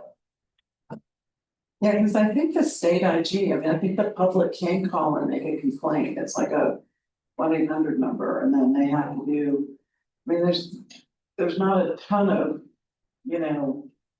abuse within the system. So I don't know where the checks and balances are, but I do think it's important to have an outlet somewhere that's somewhat independent, but that they have some reportability. Ken, that's for instance, on the screen here, it references an ethics commission, but all of our elected officials would be subject to the state ethics commission, correct? That's correct. There are some jurisdictions that have a local one as well. So if there was any ethics complaint, the mayor or any member of council, it would be within the jurisdiction of the state ethics system. Correct, and they enforce chapter 112 of state law, or that's just for all public and election. I'm mistaken, does the city of Tampa also have an ethics board, or did they even have that? Stay relevant? They do. They do. They still have- Set up by order. The case from public comment, which one are you? So, You said you guys can pull it up on your computers. yeah, on the SharePoint site on the left, there's a public comment link, and all of the direct entries by the public are chronicled in a list that you can click on and expand. Does that make sense? So on the left of SharePoint, there's a menu, Okay, documents, other things, and at the very bottom, it says public comment. Right. That's been out there as we get things from the web form, It just continues to be a running list. Just wanted to be asked my question. They say that, and there are other ones, but that's the house for it, so are you good with that? Does that make sense? I thought you were saying like the investigations or something, y'all can pull up the investigations or What something. I'm referring to is this Okay. person who submitted this public comment was a former employee who felt wrong. Okay, The story he shared is in the public comment inventory. okay, And I mentioned that because the details may matter to you, it was very precisely It's written. very precisely. Also, so my Thorough. So, question is. I presume that the city does a financial audit, likely annually. City has an ethics group and they're subject to the state ethics group. What I'm not clear on is. What are we talking about creating a charter? That doesn't exist already. And that's So we need to that's see what really- other people have in their charters that address this issue.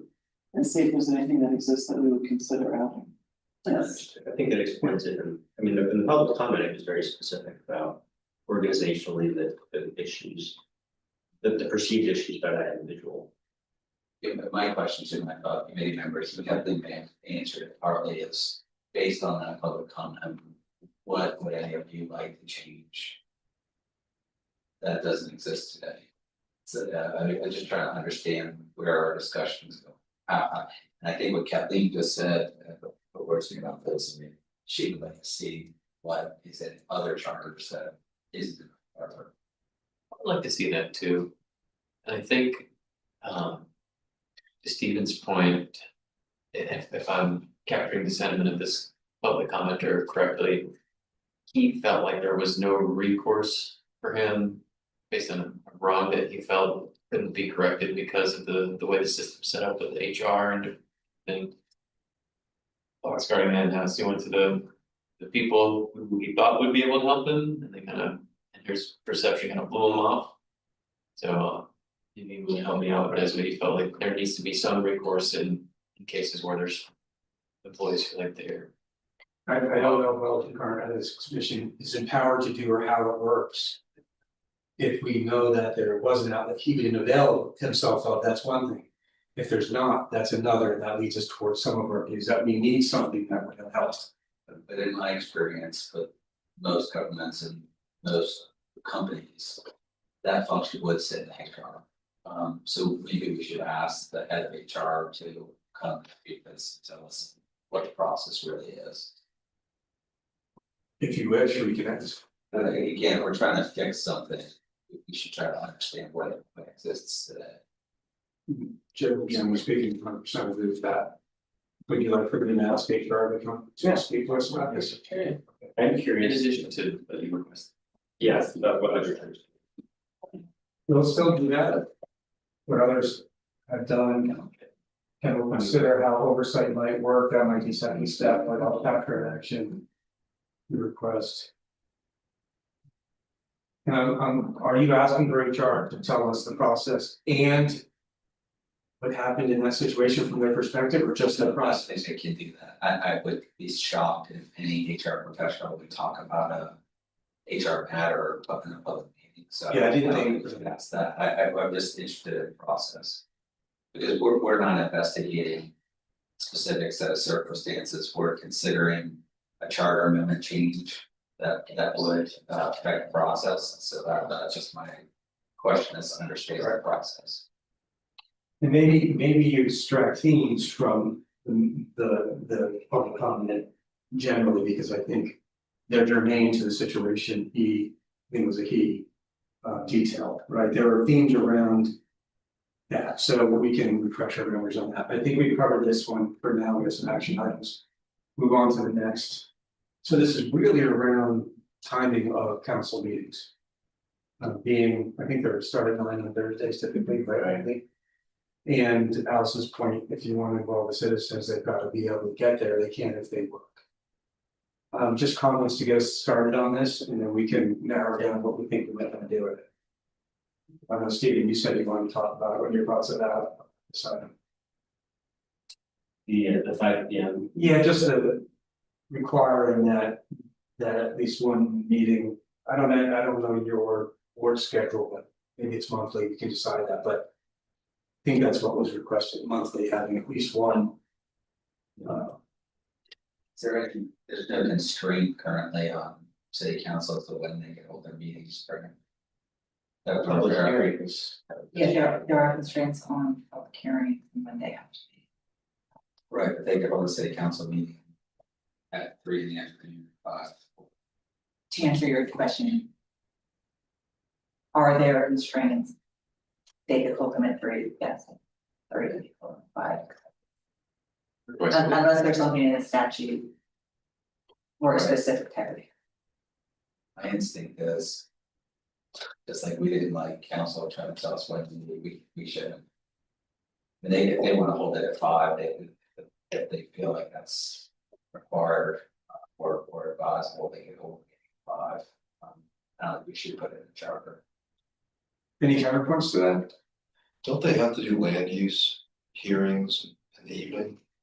Yes, they have to hold one of the 2 land use meetings in the evening. Under state statute. I think Allison mentioned that. Well, she said it was for the land use attorneys, but it's actually not for the land use attorneys who do not enjoy night meetings. It's actually under state statute, yes, that one is during the night and the other one can be. Probably for this reason. Oh, there is. Yeah. I do know there are other municipalities have struggled with this issue. And shows on this in terms of, whether it's in Sarasota County or Fort Myers area that they were having complaints in other cities that the city council meetings do not be available to work. So it is an issue larger than just. As a small, I try not to inject myself, but when it comes to public comment, at least at the county. You can just zoom in and do it virtually and you have your 3 minutes. That part is easy to do without disrupting your day, but I don't know about more participation. I think they do that here. as well. Well, that was kind of my question, because if the point is to have access to city council. Or is the point to be able to participate on TV during public comment and be televised? Is public comment restricted at the evening meeting to land use, or can someone? It is. It is. The evening meetings are for public hearings on specific items, so that the public comment deals with those items. I fully support finding ways to allow people to be more engaged with their city council members and more engaged with government. I feel that over the past 15 years, especially since the pandemic, the ways that people have been able to participate has expanded exponentially. Now, I do realize that a lot of that is through technology, and technology isn't always equally distributed. So that kind of weighs on my head on this, but I don't think that it's necessarily as easy as saying, okay. I think the thing was they're already doing one at night, flip that, well, they already do a land use meeting during the day and a land use meeting at night, they do their land use items on their general meeting, the second readings. But the same thing they do during the day and during the night. So you can't take away your land use meeting because it's required, so it'd be adding another meeting. And without understanding what the cost of that is, and I do also, I've done this a lot of times. I do understand that a lot of the people who go to the night meetings and talk to city council are people who are not paid overtime. They are people who are just, you have to be where you have to be. So I don't know what the cost is, but it's not just those people, it's all the IT people that have to be there, it's the cable TV people that have to be there. And even if it's just your managerial people who are not paid overtime, who would have to attend this new night meeting, there are other people who are not managerial level that provide a lot of the facts and information that also kind of feed into having to be at those meetings, even if they're not the ones who get up and talk. And so I think that to say that there was no cost, which was what was indicated, I'm not sure that that sounds factually accurate to me, and I would like more information on that, if anyone wants to talk about this further. I tend to agree with Ron that while I am certainly not against having night meetings to allow different people to have access, because frankly, some people have a lot more flexibility during the day because they have more flexible schedules, and as soon as the children get home, you're paying $20 to $25 an hour to not be at home. That's a personal issue for me right now that I feel very deeply. So it can flip. I'm not against it by any means, but I think that there's a lot more to it, and I would prefer it not to be mandated by a charter when we don't know what resources the government's gonna have. And I felt this way a month ago. I feel even more strongly that we don't know what resources we're gonna have. And I would prefer it to be left in the hands of city council, and if city council says, we've looked at the numbers and we feel this is where the resources need to go. To make it equitable for people to participate, then I'm for that. But I feel that there's a lot of ways for people to participate and have access to their city council members, even if they can't always be there at 9 o'clock to be on TV for public comment.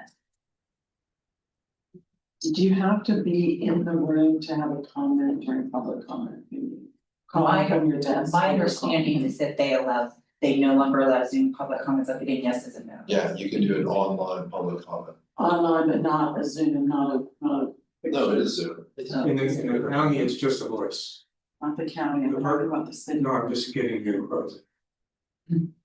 Yes, the short answer is yes, they can zoom in. There are limitations on it that you have to sign up 24 hours in advance. I think for logistical reasons, whereas if you're in person, you have to sign up before it starts. Use their own app, which is kind of annoying. It's not Zoom technically, it's like this other go-to whatever Yeah, it's very clunky. thing. As someone that does go to city council, Yes. I would say it's not all about public comment, it's about having a presence as well. Because everybody is not coming to the meeting to say something, they are coming to be a supporter of somebody that's up there speaking. But it seems like sometimes if somebody's going up there to speak and they're the only one there, that they're the only one that feels that way. But if you put it during a time where I can make concessions to, make sure my kid has a babysitter or whatever, and I'm not at work, then I can come up there and be a supporter of you. Yes, some people do go up there just for TV and all that stuff, but there are some issues that some people would like to come and support the person that's up there speaking, but they can't, or they have to go to work. No, I'm just gonna call off or whatever. But everybody that comes in there to support does not be, that's definitely everybody's out there for TV, yeah.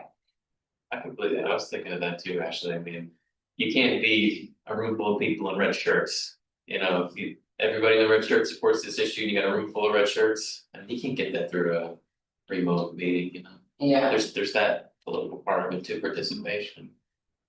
yeah, so maybe the red shirt thing, and then everybody has to put a button or something.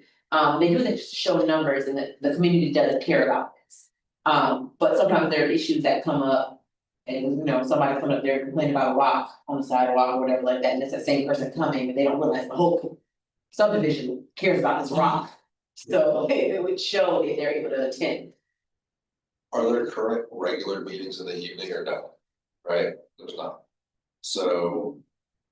To your point earlier about cost, doing a regular evening meeting past 5 p.m., are there overtime implications for city employees, or like how deep does that revenue go? There are, and what I was saying is, there are overtime implications. I don't know what they are, Yeah, because some of the people don't get paid overtime. Like, I never got paid overtime. I was here till 1 in the morning, I was back at 8 in the morning. would it be that great to even ask to get a ballpark on what that could cost, or what the implications of an evening regular meeting would be? If someone at the city, maybe the clerk's office or some other office could say, if there was an evening regular meeting, we'd have to have boom, here's the salaries and this is what it would cost. Is that possible? It's on They the, understand it all the time. depends on the agenda then. Right, Yeah, you're never gonna get a set one, like you said, Right, because a lot of it depends on. I mean, sometimes the water team. And I'm not trying to pick on the water team, when they come, they never come alone, you know what I mean? So that was probably just an inside joke, but they always seem to bring a lot of people because it's a very complicated issues that they're talking about, is I guess what I'm trying to say, I'm getting myself in trouble for absolutely never. Whereas if you know, some items are very, you know, some items just the chief of staff talks to. So it is going to change, could they give an estimate, you know, probably. Like I said, I mean, I'm not opposed to ever getting more information, and I'm certainly not opposed to. The city having night meetings and some night meetings and some day meetings and making it for all the different people having access, I'm comfortable needing things to have a cost amount in the charter, which then provides no flexibility in times of economic crisis. And that sounds like super dramatic, but I mean, if you've been a government employee and you've lived through one of those, when they're literally cutting. It's talking about like you're not getting paid, or you know, you have to take mandatory days off, and so like there is no like push for like a night meeting. There's no push for parks, there's no. But they do have night meetings, yes? Yeah, they do for not for regular meetings, but they do, there is definitely the ability to have night meetings. I just think city council should have the flexibility to look at their numbers and say, yes. This is something that we can do. Right. Versus us saying you have to do it, find the money, when we may, every local government in the state by next year. Maybe everything having a cost, everything, all services other than enterprise funds. And public safety may now be permit based. Another option is what we did with Bobby's suggestion, to streamline the charter, is just to provide it as a recommendation to council to consider. As opposed to a charter change, and explain why we're presenting that. That would be another alternative, that's kind of the middle ground. And it allows them to hear that you believe it's important enough for them to consider, they can decide. And maybe talk to their voters more about, and their residents more about whether or not that resonates. How do we feel about that concept? I like that. But aren't they? I think we should strongly encourage them to figure, but they also need to modernize the technology linkage that they have. I mean, I know when I went to the school board, one time, I think I presented to the city council. I came in with the change.org, so I didn't have anybody in the room, but I had a petition that had 10,000 signatures. It was all verifiable. So it's like, there's ways that you can do both of these things. I don't wanna overly prescribe somebody, they have to have these meetings, but I think strongly encourage more viable, easy, adaptive, integrative, you know, I think the technology, I mean, if it's any basis of how we're using it, I think it's very antiquated, not user friendly.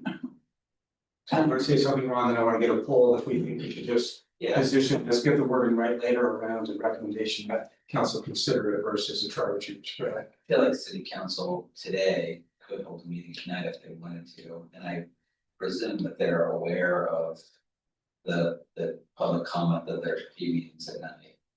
And so I do feel like us suggesting to them that they put in the charter, that they hold meetings at night when they've chosen already not to hold a meeting at night. Is somewhat of a big problem. I already when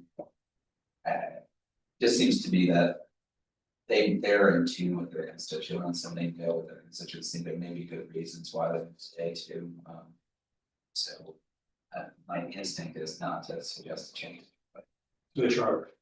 Okay, there's show of hands in support of making a recommendation that they consider this, and we can lay out some of the reasons you've expressed tonight. How many wish to make a recommendation to the council to consider holding night meetings for some of the reasons stated today?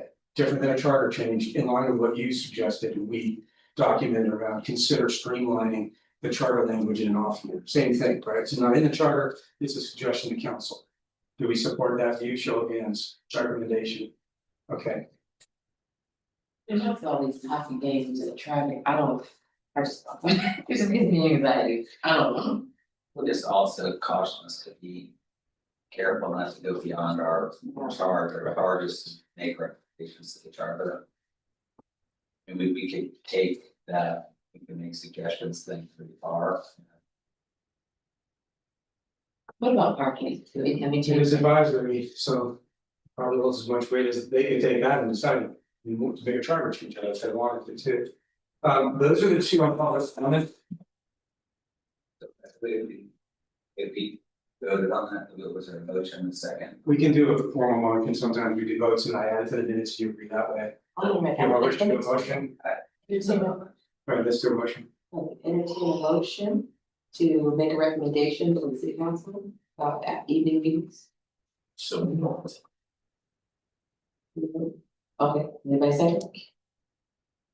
Second, It's been moved and just seconded, just, discussion. Yeah, just can we restate the motion specifically, like we're asking them. My concern is it makes it sound like we're asking them to do more. We've already decided it's still a part-time job, so are we saying to discuss certain items in the evening or? We decided it's still. Well, I'm sorry, it was a previous part of the discussion previously, wasn't it? Somebody said it was a full-time job and they're paid for it. So then are we asking for more meetings or are we asking them? No, not more. Consider scheduling some of their current meetings at night. Yeah, try my hand at a wording. You stated the motion, Bob. Yeah, so I'll try my hand at a wording, hopefully it'll make everybody happy. I move to request that city council consider all the various means by which public participation may be increased, including but not limited to evening meetings and or more frequent meetings. can I ask a clarifying question? If every evening is land use on Thursday? No, it's not.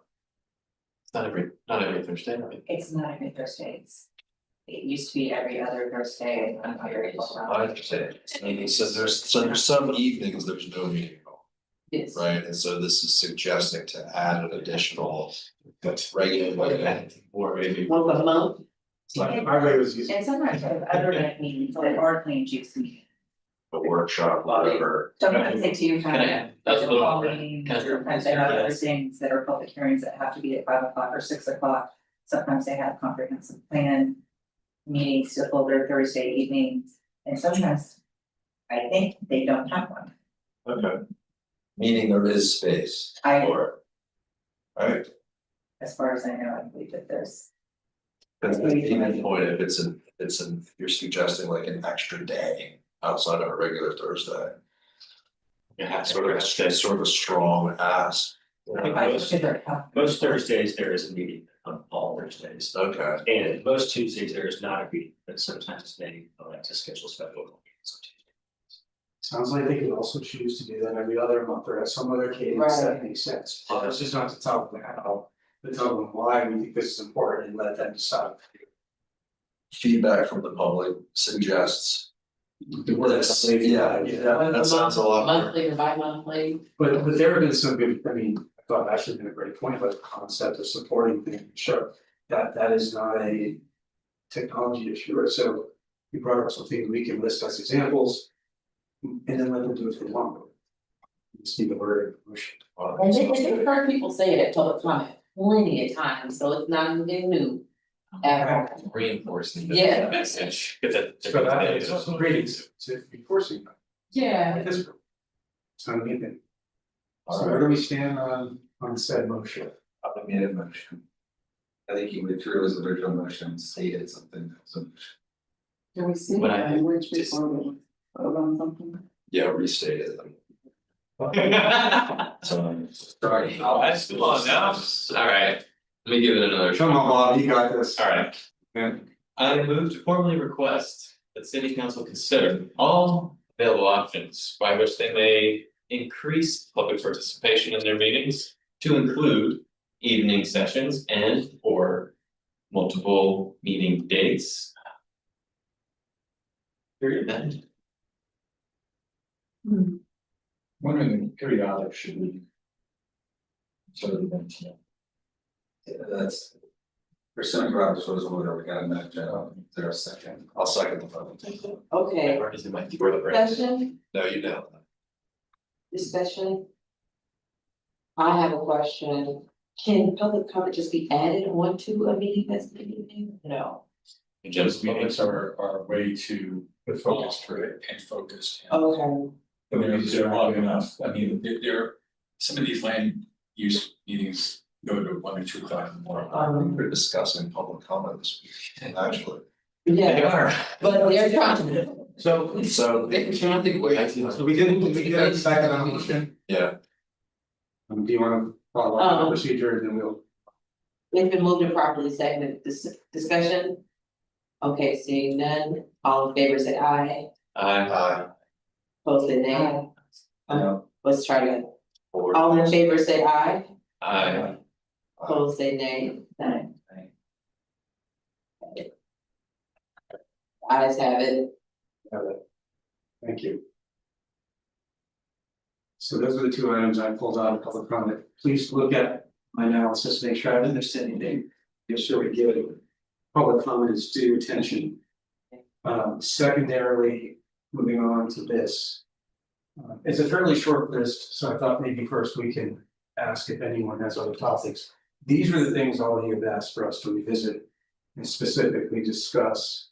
Some are broader than others, so one is just a general question around how residents can be better served by the charter. Kathleen was entered in hers to say how can the charter be changed to improve long range zoning and planning. We can amend the words, but the concept. How can we require early voting? These are the three. There was another one that dealt with a matter we already covered and made decisions on, so I left off, and you'll see that in that discussion document that I've shared with you. Before we talk to these, I'd like to ask the group, so we get a sense of the entirety of what this entails. Are there other questions or items we wish to cover in the same manner as these items that are not listed here? Ashley, Project deadlines. I went to speak to the city employee. hold on just a second, I want to make sure I heard that. Okay. So we talk, are you not referring to the subject we spent this room amount of time talking around? Requiring timeframes and deadlines, we discussed that before, this is different than that. Why? I'm asking, because I think we discussed and made decision, I can find it, but we discussed. If you remember, there was a request around if you have a project, you need to say when it's going to be done. I think we discussed that completely already, I can go back to that. Yes, we discussed it and then, I remember at the end I said, I'm gonna bring that back up, we said, okay, so, is it time yet? we had Allison speak. Right, Yes, you talked about it. I can go back and look at our notes real quick if that's helpful. I right. just don't know, is it that? The thing was, when I spoke to this city employee that is no longer a city employee, so she can't come and speak because she has to wait 2 years or something like that. She said that something could be put in the charter to try to help with the moving along of these projects. Okay. I have to come back to her with a conference, because we were at the end of a meeting. And she couldn't talk much longer, but we were supposed to have lunch. We haven't had lunch yet, but there is some things that could possibly be done and that could be put in the charter. It's not necessarily ordinances. But something could be put in the charter to make sure that projects are moved along efficiently or whatever. I know the map was suggested to us by Miss Marley, but that's not something that actually, I guess, is a great tracker for these projects that we're talking. It doesn't bring up all the projects, and I guess it requires a certain type of budget for it to be put on that map that she had, the CID or the CIP map. That was put as a suggestion that we go check that out, but when I suggested that, she's like, no, that's not it. So I just have to get some clarification on this, but she can't even speak to us, because she's not, she's been up. Have your lunch and then.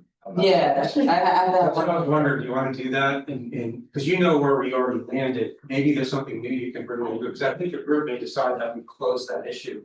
Doesn't mean we can't bring it up, we'll have to ask the group if they wanna entertain it, do you wanna speak to her some more about that? Yes. Okay, so why don't we, go ahead, Steven. I have a similar. Yeah, go ahead. situation. So, at a previous meeting, I had asked to revisit the conversation about the city attorney and just that we, discuss, a very specific change that I don't believe was discussed previously. If I miss it, please. No, it's okay, it was easy to merge with the other stuff, but then that was, to require that determination of the city attorney to be, received concurrence by city council, which is how the city clerk is governed in the charter right now. Make it independent role, correct? Not an independent role, Okay. but just to use the same language that is in the charter describing how the city clerk is to be dismissed, which requires council. Or dismissal, that wasn't correct, I apologize. No, it's okay, it's, But city clerk is independent, correct? I don't know, it depends on what you mean by independent, I think that that's something that is in there that provides additional deference on the part of council, knowing that they also have a say in the termination of that person, and that they can't unilaterally be terminated by the mayor, it creates a perception of independence. So to your point, perhaps yes, but I think that the city clerk position is important and just as important as the city attorney, and they should both have that protection, if you want to call it that. But then can the mayor by the council's general counsel? I believe the mayor, I don't know the answer to that. No. Not under the current charter. The city council, okay. No, I don't believe so. But I would be willing to even open up that again to have that conversation. And the reason why I'm bringing this up is because most of the questions from council were about the city attorney, so. I felt the need to really dig deep to see if there's anything even small that can create that additional deference that council seems to be wishing to have. Can I make a comment? If it's for a new list, I'm gonna try to get a list together, so I added that here, Stephen, I added.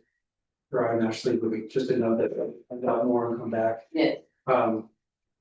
Probably get a new list that we don't know already. No. Okay, I don't wanna go down a hole yet on each of these. What other topics got the I leadership? just was gonna say on the zoning, I mean, for me, it's like, I don't know if the charter is the right location for it, that's what my question is, looking at what we have in zoning in there, and I don't have the ability to do the research, so. The city's rewriting its land development code right now, and that's where a lot of those issues will hopefully be addressed. The several current city council and prior city councils have raised this. I'll get you the website.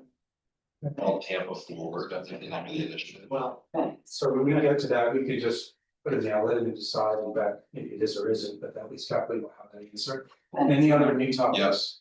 Any other new topics you wish to have the group discuss, as unique from what we talked about already? What's the required early voting? I don't call that one. That came from someone on the team, I'm trying to Last remember who it was, Um, definitely Steve. it's required, early voting is required by state and federal law. And so the supervisor of relations just does it for the city, but it's not actually required anywhere, I think it should be. Just consistent from state, federal. Do you want to read the? Say it again, so you said state and federal require it, Elections, state and federal elections required. and then in the city we do, but we don't, what haven't, can you say? The supervisor of relations still does it, but it's not actually required of them, and especially, I mean. I don't even get into it now, but that's the specific. So not required in the charter. I can help that. Like, The state law gives the option for cities to use early voting. The city has chosen to have early voting. It's not a charter requirement that they have to do it. It's on a case. Okay, sir. I have a question. I looked at the statute today and.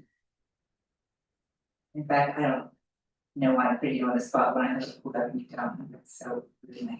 Do that to me, so, okay, where I have it up. But when I looked at it, I could tell, it seemed to me to say that. If the city council wants to do it. They may have to pay for it. Correct. And it seemed kind of vague, like they may or may not have to pay for it, depending on if the supervisor of election made it, and I wasn't sure if I was reading that correctly. And so, number one, I wanted to see if you felt I was reading it, and I know you are an elections expert, but that doesn't mean you're okay, remember, I'm sorry, I keep going. Where that comes into play is be in the Tampa example, where Tampa's having an election on their own. Yes, Therefore, the supervisor is going to charge for it. got If it was being held in conjunction with other elections, it's unlikely that the supervisor would charge them. Is the case that every time Tampa has an election, it charges independently because it's its own separate process Right. for the whole thing? The city is funding the election process to the supervisor election.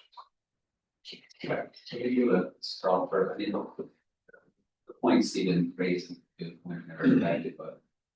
Cities are going to help do again, and. Can we just take a strong person with us to what we wanna look into that? What is a count, we first make sure we don't have any more on the list and do it for all of them, would that be a good approach? And we're gonna list. Any other topics not represented here or clarified here by virtue of this conversation that we want to do a quick poll on to decide whether we dig in further? Did anybody change their mind on the residency of the city clerk? Okay. It's not come up since we agreed to that. It was very close, so I was wondering if anybody changed their mind. Got one wrong that I don't know would be appropriate for this list, or if we discuss it maybe at the end of our meeting tonight. But there are times when it's happening right now, there's an acting head of a department, but that acting language is not in the charter. So for example, right now it's happening with the police chief left, and I was just acting Okay. police chief. And I guess the signal is there's no intention to officially submit that person for approval, like they're just gonna stay. There is language about that somewhere in the charter. In the charter, yeah, but the indication from the mayor is that they're. That's just the person now until the next mayor comes in.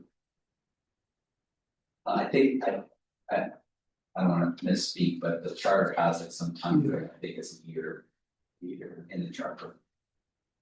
I think in the introduction that is Section, can you recall? yeah, section 6.03 regarding appointments. They can do interim appointments for a period of 90 days, which can be extended by the mayor for additional 90 days. But then after those 180 days, there has to be. Some action. Or can someone just I don't know what it is. back it? I would think that they can serve in that capacity. Right. So, Shots are the maybe an additional appointment or something along those lines. The They would have to announcement, deal with the language. That's a different kind of- the announcement today was. Whoever becomes acting chief is going to be acting chief through the next election, and it'll be up to the new mayor to. appoint. But is that, for sure, but is. Maybe is it less than 6 months? March. The requirement to appoint is also within 90 days. So I'm trying to think if there's enough time there, but I don't want to micromanage the mayor's. Well, I guess my question is, if there. In my understanding, the provision in the charter is you want to fill a vacancy, then we talked about the process for that. There would be. That was part of the amendments that you wanted to propose, it gets shifted, right now it is nominated by city council. But nominated by the mayor, appointed by the city council. You were proposing to flip that back. Right. I think in either case, wouldn't there have to be? What problem are you trying to? Yeah, that was my question. My interpretation of what I've read is that there's an acting police chief. And the process that I understand the charter lays out is not being followed. So it's like the mayor said, here's the acting police chief. The next mayor is gonna appoint the next one. My understanding is that there has to be a nomination or appointment. There's a time limit on that, that's what you're saying. There's an interim, and then within 90 days, or after a 90-day extension, there has to be some process by which the council will affirm that that person is in the job. People talking about like something that's going on, I feel like that should be like the city attorney should be planning to. Someone other than me. Yeah, I don't know. So, I I think hear what you're your saying. question is a great one, and I think that the charter has language about how appointment works, so it seems pretty clear. I can't speak to whether it's also followed or not, but I think your question is good one, I think the charter does address it already. This new person would have to go before council to be appointed.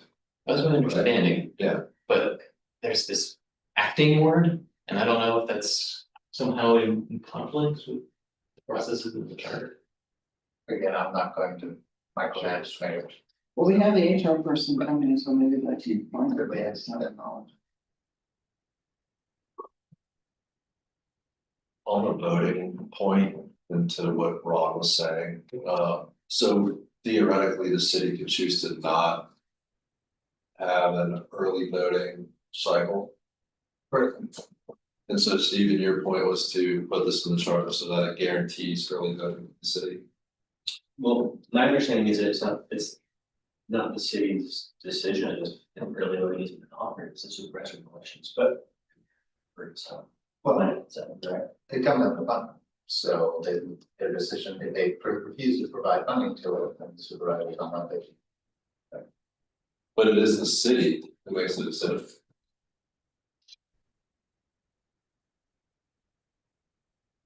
We found many versions of early voting. Okay, so we have some items, I think they're all here, just worded differently now and there. Anything else for the group to consider by straw poll, whether we dive in or not? Anything new? We'll still have time after we wrap everything up, and you know, as a majority wants to revisit anything, but these are beyond what we discussed, so. I'd like to do what Ron suggested for all of these, and it really just be a gate towards the next step, right? So I'll start at the top. Some of these aren't all over there, I think they're all here. So, show of hands, how many wish to dive into concept by which we mirror clerk official language, but for the same for the city attorney? Did I get that right, Stephen? In summary, show of hands, who wishes to discuss this further? Just two. I'm gonna put the numbers here so we can kind of get to where we got, so we know what the numbers mean. Who wishes, even though Ashley, you're gonna presumably come back for more. Who wishes to revisit the project's completed on time concept, more detail from your friend. Further than what we did earlier, show of hands. 1, 2, 3, 1, 2, 3, 4, 5, okay, thank you. I know we were sort of answering this question, Kathleen, but I still want to ask the group. Who wishes to revisit the extent to which the concept of community planning and zoning should be addressed in the charter? How many wish to discuss this? Show of hands. 1, 2, 3, 4, 5, okay. Just remove the zoning board. By the way, it doesn't mean these will be long conversations, but it would continue.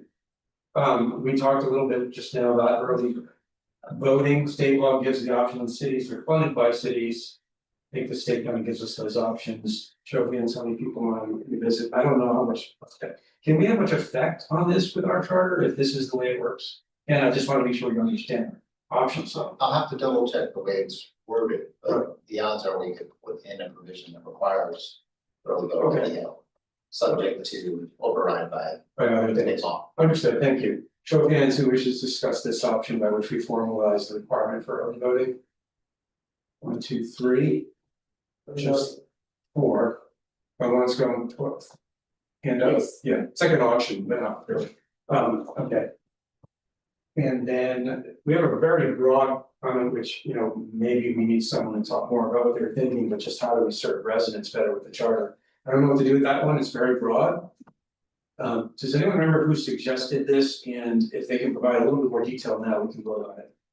Is that Isn't that pervasive in everything we're talking? That's why I'm asking, but I know someone said it and I wrote it down, because. Well, yeah, I probably raised it early on, and I believe in that, I don't think people even know what the charter is, so I don't think they even know how they interact it until it limits them from an action, you know, so it's sort of like.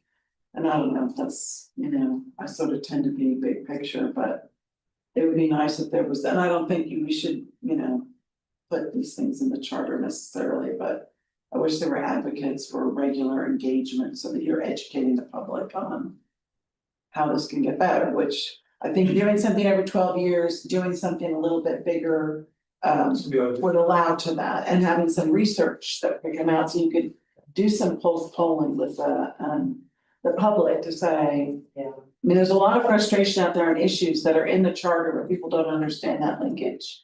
And, you know, So I agree, and tonight we talked about evening meetings, so more people could participate. I think the next charter review should be in council chambers.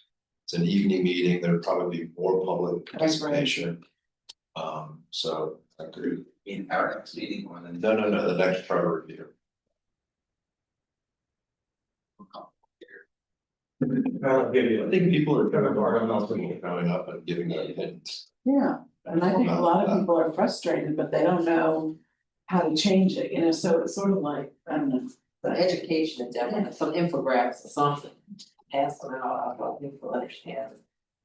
I was struggling first started, I'm like, okay, what is this? Trying to read through it, so. So not so much a charter change, right, more captured by virtue of some of the other things, and even by the recommendation we make.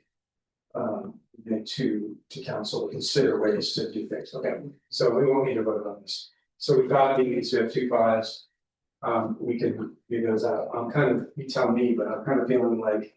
Maybe we adjourn and we start these next time, I'm okay to jump in, you guys, how are you feeling?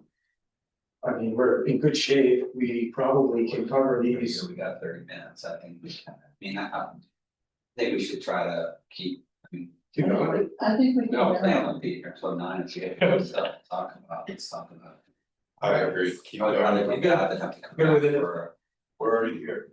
I don't care, guys, But don't we need to get some research done on these things or no? I mean, it's too. so this one, we really discussed a lot, but actually maybe bringing some new information, so that was off the table. Which what really leaves us is this other conversation, so we can just go down to that one and have a conversation about that. So, can I ask you a question? Of you, Eli Lemon brought this up, and zoning is like. So much of what local government does, particularly when you drill down to city council, it's so much of what they do. And. But they don't feel prepared to do what they're doing because they're Talking about that. They're beyond the projects that they're brought to them, but they're not thinking about it in terms of.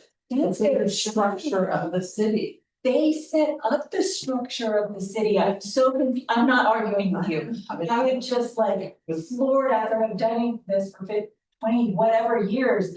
That city council members are saying that they don't understand how the long-term vision of the city works when they set the long-term vision, and I want to help them. I do, but I need to understand more, and you guys are all like, absolutely, Becca. So explain to me what is happening. They set the vision. I think you're asking members of the public who get elected to make decisions that are extremely complicated. Yes. And Yes. you can't expect most people to understand these things. Not right outside. I work in real estate, I barely understand. You're a real estate attorney, I'm And not you- a state attorney. what land use? I'm a land use attorney. See? Get the note. I think- Conversation, every time we meet with the judges, they're like, I get it, I get land uses, anyway. I've always thought that some sort of educational platform for elected officials regarding land use would be a really, really interesting idea. I don't know if it's through the charter or how we would do that. Yeah. But you watch some of those meetings and I'll speak for myself, I'm frustrated a lot of times at some things that are either miscommunicated or ignored, almost miscommunicated from the applicant to the council, or maybe miscommunicated is probably the wrong word. I think they're actually communicated effectively. But whether the communication is choosing to be ignored or it's, again, there's no education platform, so they're hearing one thing but not understanding practical effects. Again, there's a lot there, but my point is some sort of educational platform on land use. So. Terrific idea. City council members. Have historically, I don't know if they're doing now, have this. Historically, thank you, we got it. Retired. They're not just sent to meetings with no one explaining to them the basics of land use. And man, if I could get their attention for workshops. Where after they've been doing it for 4 months after it's explained to them and then they do it and it's so much, you're right, it's like a foreign language. And then after 4 months, they really need to have it again. But you know, city council has not always been receptive to like, hey, you've been doing this for 4 months, let me explain to you what you're doing. I mean, Well, it's they're certainly doing that, I mean, my whole thing is like, I don't feel like in just the conversations, I'm not a real estate person, but I read the papers, I talk to a lot of things. There's not a master plan, like do neighborhoods that, you know, that Ashley's advocated for, is there a plan to say? There's gonna be this pool, this school, this zoning, high density, low density. I found it, you've got a former land use attorney for the city and former planning director of the city, so they can give you a lot. The state requires that every local government have a comprehensive plan, and Right. that's what the planning commission, what they were, that. So that kind of level exists and is required by state law. And how much public input is put into that? A lot, yeah, it's quite, that's why the planning commission exists, to be able to create that comprehensive plan and go out in the public. There were people that amended the comprehensive plan here in Tampa, and it was quite a number as well. Then you couldn't even find a seat. Right. Good process. And Yeah, I went to 3 of those public hearings. But there still was like, in talking to the city council members there, they were like, this is way over our head, this was like, so, I don't know if it's a master. I don't know what the structure is, but I don't think the current structure is working. so yeah, Can I, Stephen, talk because he's had a stand up. Yeah, no, I mean. A lot of it is dictated by state law and by previous court decisions. Right. It doesn't, however, I am of the opinion that I think there's a lot in the charter that is simply clarifying legislative intent. That the city can't actually control it, but it's there because when you read the charter, in theory, you're supposed to understand how the government functions, and I was always a little bit disappointed that the charter at least didn't point and say it's their job to make quasi-judicial decisions. It doesn't even do that. And I mean, that's referenced in the Liberty case finding, like, well, the charter doesn't give city council that authority, so how can they make that decision? And it's like this logic loop, you know, so. I don't know how to solve that issue, but I mean, you could start by putting it in the charter that they're supposed to hear this stuff. Even though it's restating what's already required. But I'd like to go to state law and completely rewrite it. And start from the beginning on planning, like, I don't disagree with you, we have this comprehensive plan and no one knows what it says. And that literally is what drives every land use decision they make. And then you hear people complaining, the land use decisions don't have any planning, but trying to get people to pay attention, I'm gonna cry, I'm not really, I'm not really gonna cry. But trying to get people to pay attention to the comprehensive plan is like a life goal, like pay attention to it, that is what guides everything. You want to spend time on something that's important and what's driving your city. Focus on that, look at that, rewrite it, they have the ability to do that. And people saying it's too hard, that's literally the main thing they're elected to do, it's not the only thing. But it's a big part of it, and you think it's too hard, that you need to spend a lot more time figuring it out. And I don't know that we can mandate that in the charter, and I'm sorry, that's my soapbox. But do I agree that that's hugely, the reason I voted for 5 isn't because I think it should be in the charter, but I think it's important that people understand. That's everything, and when people are like, there's no plan for the city, there's a huge plan, there's a whole other commission that's separate under a state law, there's a planning department within the city, there's a second planning department in the city. Then the charter doesn't say any of that. But I think that's where I'm going. I want Bobby to The know. charter doesn't credential any of that. It doesn't even say who's involved, or like whose responsibility. So could be, the bricks gonna need help I didn't want to building. start with it, there's the amount of. How do we get this? Where's the connection to the charter? That's where I'm having a hard time. my question, Something maybe make that connection. when it changed, like, okay, first of all, philosophically, do I think we should repeat things in the charter that are in state law? I do not, I hear Stephen that you do, and I understand it because you want a document that people can pick up and understand. I think that you have your charter that governs and you can cross-reference state law, but state law in the development area, even more than elections, changes a lot. And our charter is gonna be, we're gonna be like skipping along behind the legislature every session, trying to make us match what is in state law. So I'd like a document that everyone can pick up and understand. Not 400 pages long. That's not 400 pages long, that doesn't need to change every single time the state law changes, and I just feel that in this particular area, the state has a lot of opinions, and they change so often that putting it in the charter feels like chasing a tail that I already feel like we're chasing just to keep up with doing what they're telling us to do. Why do we take out that zoning board?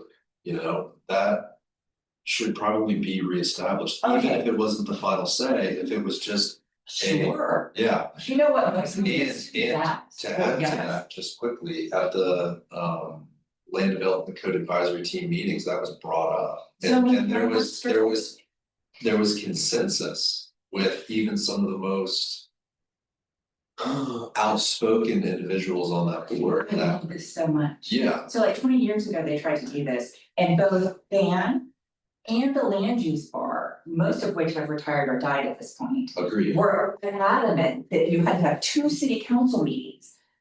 Nobody, not much, very few people have 2 city council meetings. You have a city council meeting, and then you have no one show up, and the second one, you have everyone show up.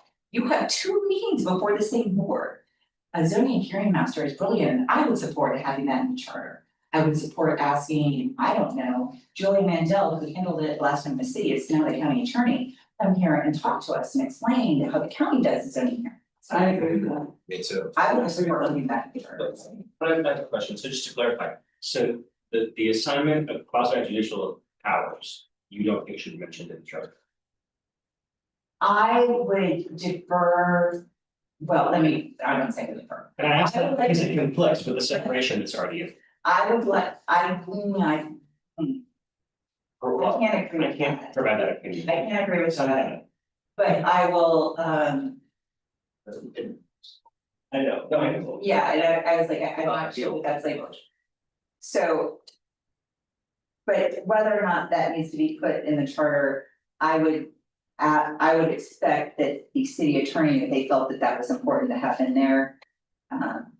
They would let us know, and they haven't. And before we put anything in there like that, I would like their opinion on how that is going to affect everything. That's like a very thing that I would not want to do without having their legal advice on that. But if people want to put it, as zoning hearing master in the charter. What would that even mean? Can someone explain what that means? Okay, so you have to have, under state law, you have to have. Like 2 hearings. A lot of local governments have a zoning board, or the county has a zoning hearing master, which is a professional who hears it. Really fast, because we're getting time. Zoning isn't an opinion, you don't take a vote as a community, you take that vote when you're doing your comprehensive plan, which is legislative. That is the will of the people, stepping back to property rights and Burr-J. Harris in the state of Florida, which limits what you can do, but other than that. So, but when you get down to zoning, it is what are the facts and what are expert opinions, and nothing else is legally relevant. And so the county has a hearing officer who makes findings of facts, lists the experts' opinions, and then draws a professional conclusion, which then is given to your elected officials. At the city, we have the elected officials who didn't tell me they didn't feel confident to do that, but I'm telling some people they don't feel confident making these decisions twice. Without a zoning board or no person. Some good reading. But they get- So how does that differ than, Well, so the city staff reviews applications for. they are experts. And they are giving their expert opinion, they're making the record. Okay, so it's like that's where you get your quasi judicial, you're not in a court. Ken's like, stop, stop. So they are offering their expert opinion to city council. City staff, you can refer. City staff is making When they say, their expert opinion, "We find the some planning client, commission is it's a offering client, their it's expert fine." staff. An expert planner, an expert transportation person, they can offer their opinion. Lay people, who is everyone who is not an expert, can offer factual testimony, such as I see 72 cars on this street. or I don't have water when I turn on the tap. Things like that. And then you take your facts and you take your expert opinion, and then you take your laws and you see where they fit in there. And you can either have your elected officials making that decision twice, or you can have a zoning board made up of professionals, or a zoning hearing master who is professional. Give a recommendation. So it's filtered through a professional. So the public would still get to show up. Oh, yes. Provide their input to city council, and city council could ultimately decide either way. But the big point of contention was who appoints that person. And the consensus was sort of, it needs to be someone appointed by the city council. Because the city council is sort of the closest voice to the people. And if that zoning hearing master was appointed by the city council, there would be a little bit more control over that process. That's what was said at that meeting. I mean, and again, if it's already being taken care of to the land development code provisions, I don't know that it needs to be chartered. It's not, it was I just, talked about it's an that interesting meeting. point, it's something I've always personally thought was a great idea, but that's me, and maybe that's not the place for the charter. It could be a recommendation. Just a couple of points and observations. Number one, I don't think we're gonna be able to conclude this discussion tonight, because it's important and it's complicated and it's late. But we're also dealing with related but different issues. If you're saying, Jared, that members of the city council sometimes don't know what they are or have a full understanding of whatever project or whatever is going into it. You know, I agree, they're lay people and not expert on all these things, that's one issue. In terms of staying within the comprehensive plan, although that is, you know, in black and white, I think it is referred to so often that whether you're on the city council or you're a member of the public, can't always connect what the city plan is to the particular development project that is being discussed. Certainly the public doesn't have a complete understanding of that. So therefore, a lot of these discussions that I see are defaulting into political opinions in terms of development or not development, and not always on the merits or the law that is applicable. So you know, so there are those different points, whether, you know, the city council members are, you know, are able on a continual basis to understand the project and how the comprehensive plan relates to it, and whether the public understands that as they go along the way. So if there are changes to be made, I think that we should consider, we should talk about it more.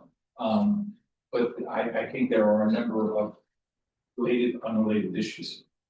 Yeah. If that makes sense. I agree with Rebecca that it's an idea that is very much so worth considering for a multitude of reasons that we barely even think to the expert just now. But I think that we would need to talk specifics about what exactly proposed. Because there's just more to it. Are there still 2 hearings? Does council see it twice or just once now? Like, you know, how does all of that work? And I think that's where you know, we might be able to come up with something that frankly I think would be better than the LDC process would. Totally agree, and I'm not sure that what I described is even gonna come out of the LDC. It was talked about. But everything I've seen with draft doesn't point to the city creating this position, so I don't think it's gonna come out of the LDC. I think if it came out of anywhere, it would be here. Okay, well, somebody recommended somebody to come speak to us. It's good with their finger. I threw that out. A lot of it, That's all. I think you can take it. but Well, wait into the night. Should we revisit? I mean, we got rid of that zoning hearing piece of the charter, so That was like I'm not sure that that's revisiting, like reviving that, I think it's a completely new Sure. thing that wasn't done before. Yeah, so one suggestion would be, I would honestly, I think it would be difficult for this group to rewrite the zoning process.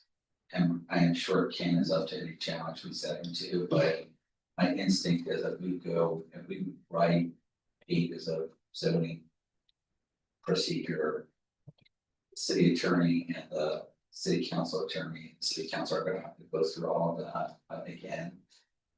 Maybe what we do is come up with the ideas that we want to happen, and we pass something that says we recommend the city write a charter amendment that accomplishes these things.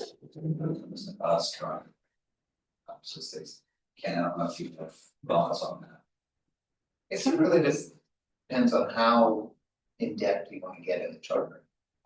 You could adopt a process where the city is required to have a zoning hearing officer or a planning board, something at a level, and then shall then institute that process by ordinance. So that language is used a lot in the charter. It's, if you're getting into the high level details of how it operates and all that, that's usually not the kind of thing you would put in a charter. Because it's gonna change quite often. But if you want to keep it to a high level, it could either be a recommendation or it could be a proposal. Can we see what other cities are doing in this space? Because I mean, I don't wanna over prescribe it, but I do think it's almost like asking them. I think some of them have expressed that they need some additional help on this, so sort of asking them to help themselves publicly with that, we could give them some guidance, and maybe we have to reaffirm that with our conversations with them. Give them some pathways, and Rebecca, you need to launch your passion at 8:30 at night, it's like. It's like, this is defining what Tampa's gonna grow to be, and I don't wanna over prescribe it in the charter, but I do think if there's a way to maybe set some signaling that would be a little bit more directional and help them help themselves. Maybe that's possible, I don't know. Let me make sure I'm understanding it, the group's direction. Did you want to see other charter provisions dealing with zoning? Yes. But Support that. Yeah. That, If it's possible to upload those into, rather than wait till the next meeting and just present it. And if you could do have it in advance so we can digest it, be more efficient, that would be. yeah, and discuss with other people. Yeah. Okay.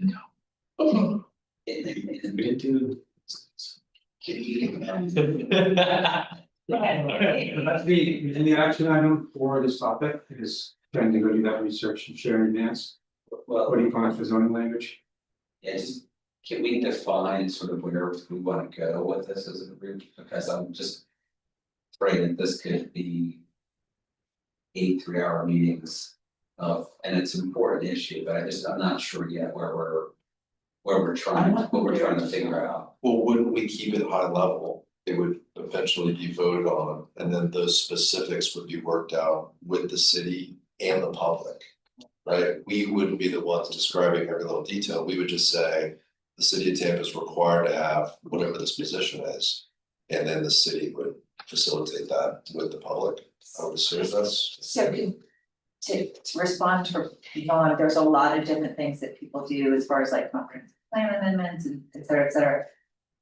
I'm only interested in like the zoning hearing master or something similar. And I really doubt there's a lot of charters that do that. I think local governments probably don't do it in their charter, but I don't know. But I'm certainly interested in finding out, but I'm not interested in. The scope of what we're doing, Yeah. is evaluating the zoning hearing master process. For some- That was my Yes.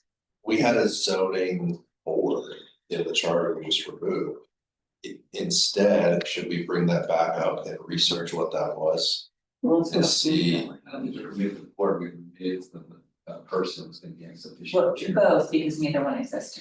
But it doesn't, the language that we remove just speaks to who's gonna be the The person, right. It doesn't create or not create the board, it references it, I think the board is That ready was to take that up. So the board existed, my aunt actually dropped off a big box of old newspaper clippings and stuff, and there's an article in it, I should bring it, you guys might find it interesting, it's from 1960, my. Bobby would. I would love to see that, maybe something exciting. My great father was given a like outstanding citizen award because he didn't miss a meeting in 19 years, he was on it since I think 1944 to 1960 or something. So it did exist. That's usually like a variance. An adjustment board, is it like a variance board, this is different. I don't know, yeah, I don't know, my point was just see what that exactly was, and if there's already some sort of old materials. Yeah. In process, I don't know. You might be right though, it sounds like a variance board. I'm always happy to get one. I think the item is to really explore and or eventually vote on the idea of a position being created at a high level, with high level language in chart. and a process for a zoning hearing, right, that's what we're talking about. Not just, Hearing master, but somebody with the similar. hearing master's job would be to run a hearing. I'm not looking for like the entire process, but like there would be a zoning hearing master and there would be one hearing before the zoning hearing master who would make a recommendation to city council. Right, creating that process and But just at that level, not the X's and O's below. So barely that level. Yeah, I think it's probably a 2 sentence provision. Yeah. You're pulling in that this hearing pursuant to 166, et cetera, shall be held by a zoning hearing master, the process of which shall be defined by. And how they're appointed. So, perfect. And how many? can we have, in addition to maybe inviting, obviously Julia's participation would be voluntary part of. Can we have somebody from the city who operates that process today come and talk to us, and can we also ask council their thoughts on the process? Let's unpack that a little. The Julia thing, I didn't get a sense that we're definitely asking, so I can ask her, but no. Sure, what? Sorry. To tell us about how the county does it. Wasn't my suggestion, I was just reiterating. I wanna make sure I get the action, that's all I'm saying. I think also, as Ron said, I think we should ask the city council in terms of their impression of processes. Okay, so both items or both? Something from our city administration, the council's thoughts on it, and it's up to, I was just reiterating what I thought. So No, I just- said that we would, like, Julia to come and speak to us. Oh, that's Julia's process. And then the next request is asking, can we refine that? I wanna make sure I know what we're asking for, so can you phrase that for me? I'm not sure what we're asking Yeah, no, for, yeah. but if we're gonna create a hearing master process. I at least would like to understand from the city administration what their thoughts are on that. From the city council, what their thoughts are on that. And if we have someone who has experience outside of running that kind of process, with their thoughts are. I'm not asking for anything. Right, no, thank you. Are we asking? Process or establishing a role by which ordinance would define the process? I wanna revisit what you said today. Just because one's kind of high level and the others are really getting into what happened. I don't think we're establishing the details of the process, but creating a position with no direction as to what that person would do. And I think by implication, if this group recommends that we create a position of zoning hearing master, we are recommending that there be a hearing master process. But someone else defines that, right?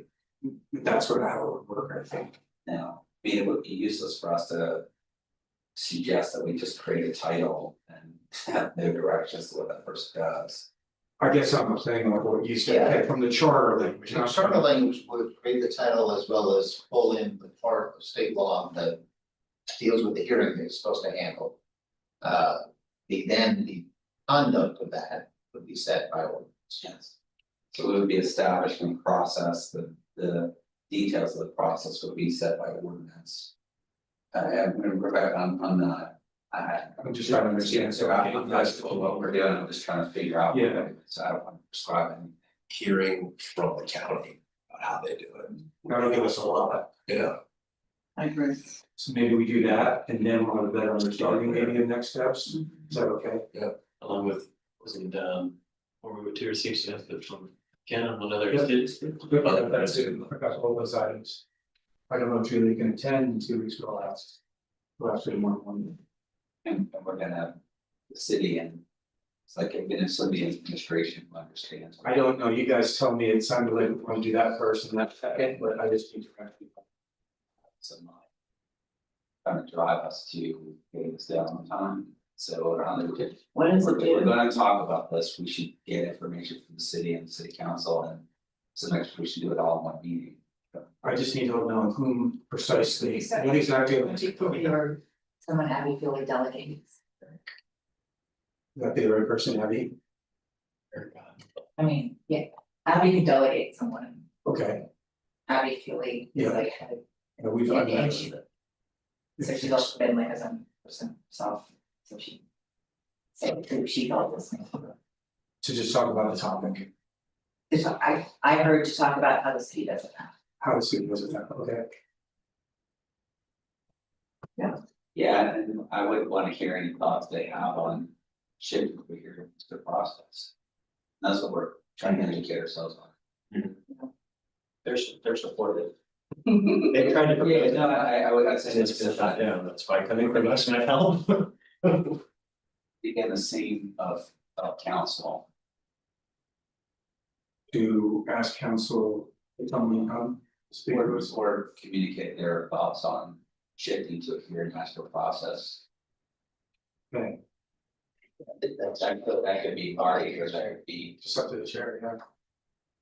and he didn't have to appear before us, but I needed some thoughts on. Maybe you can just talk to Ken. And their response may be that they want.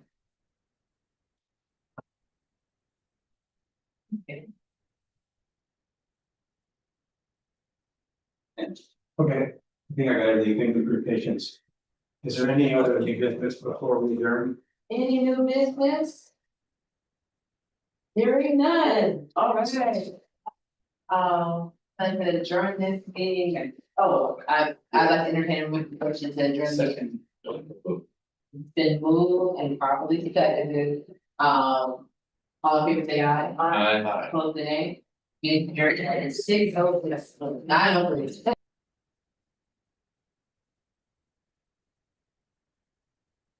Rob, please mark me as present. Thank you.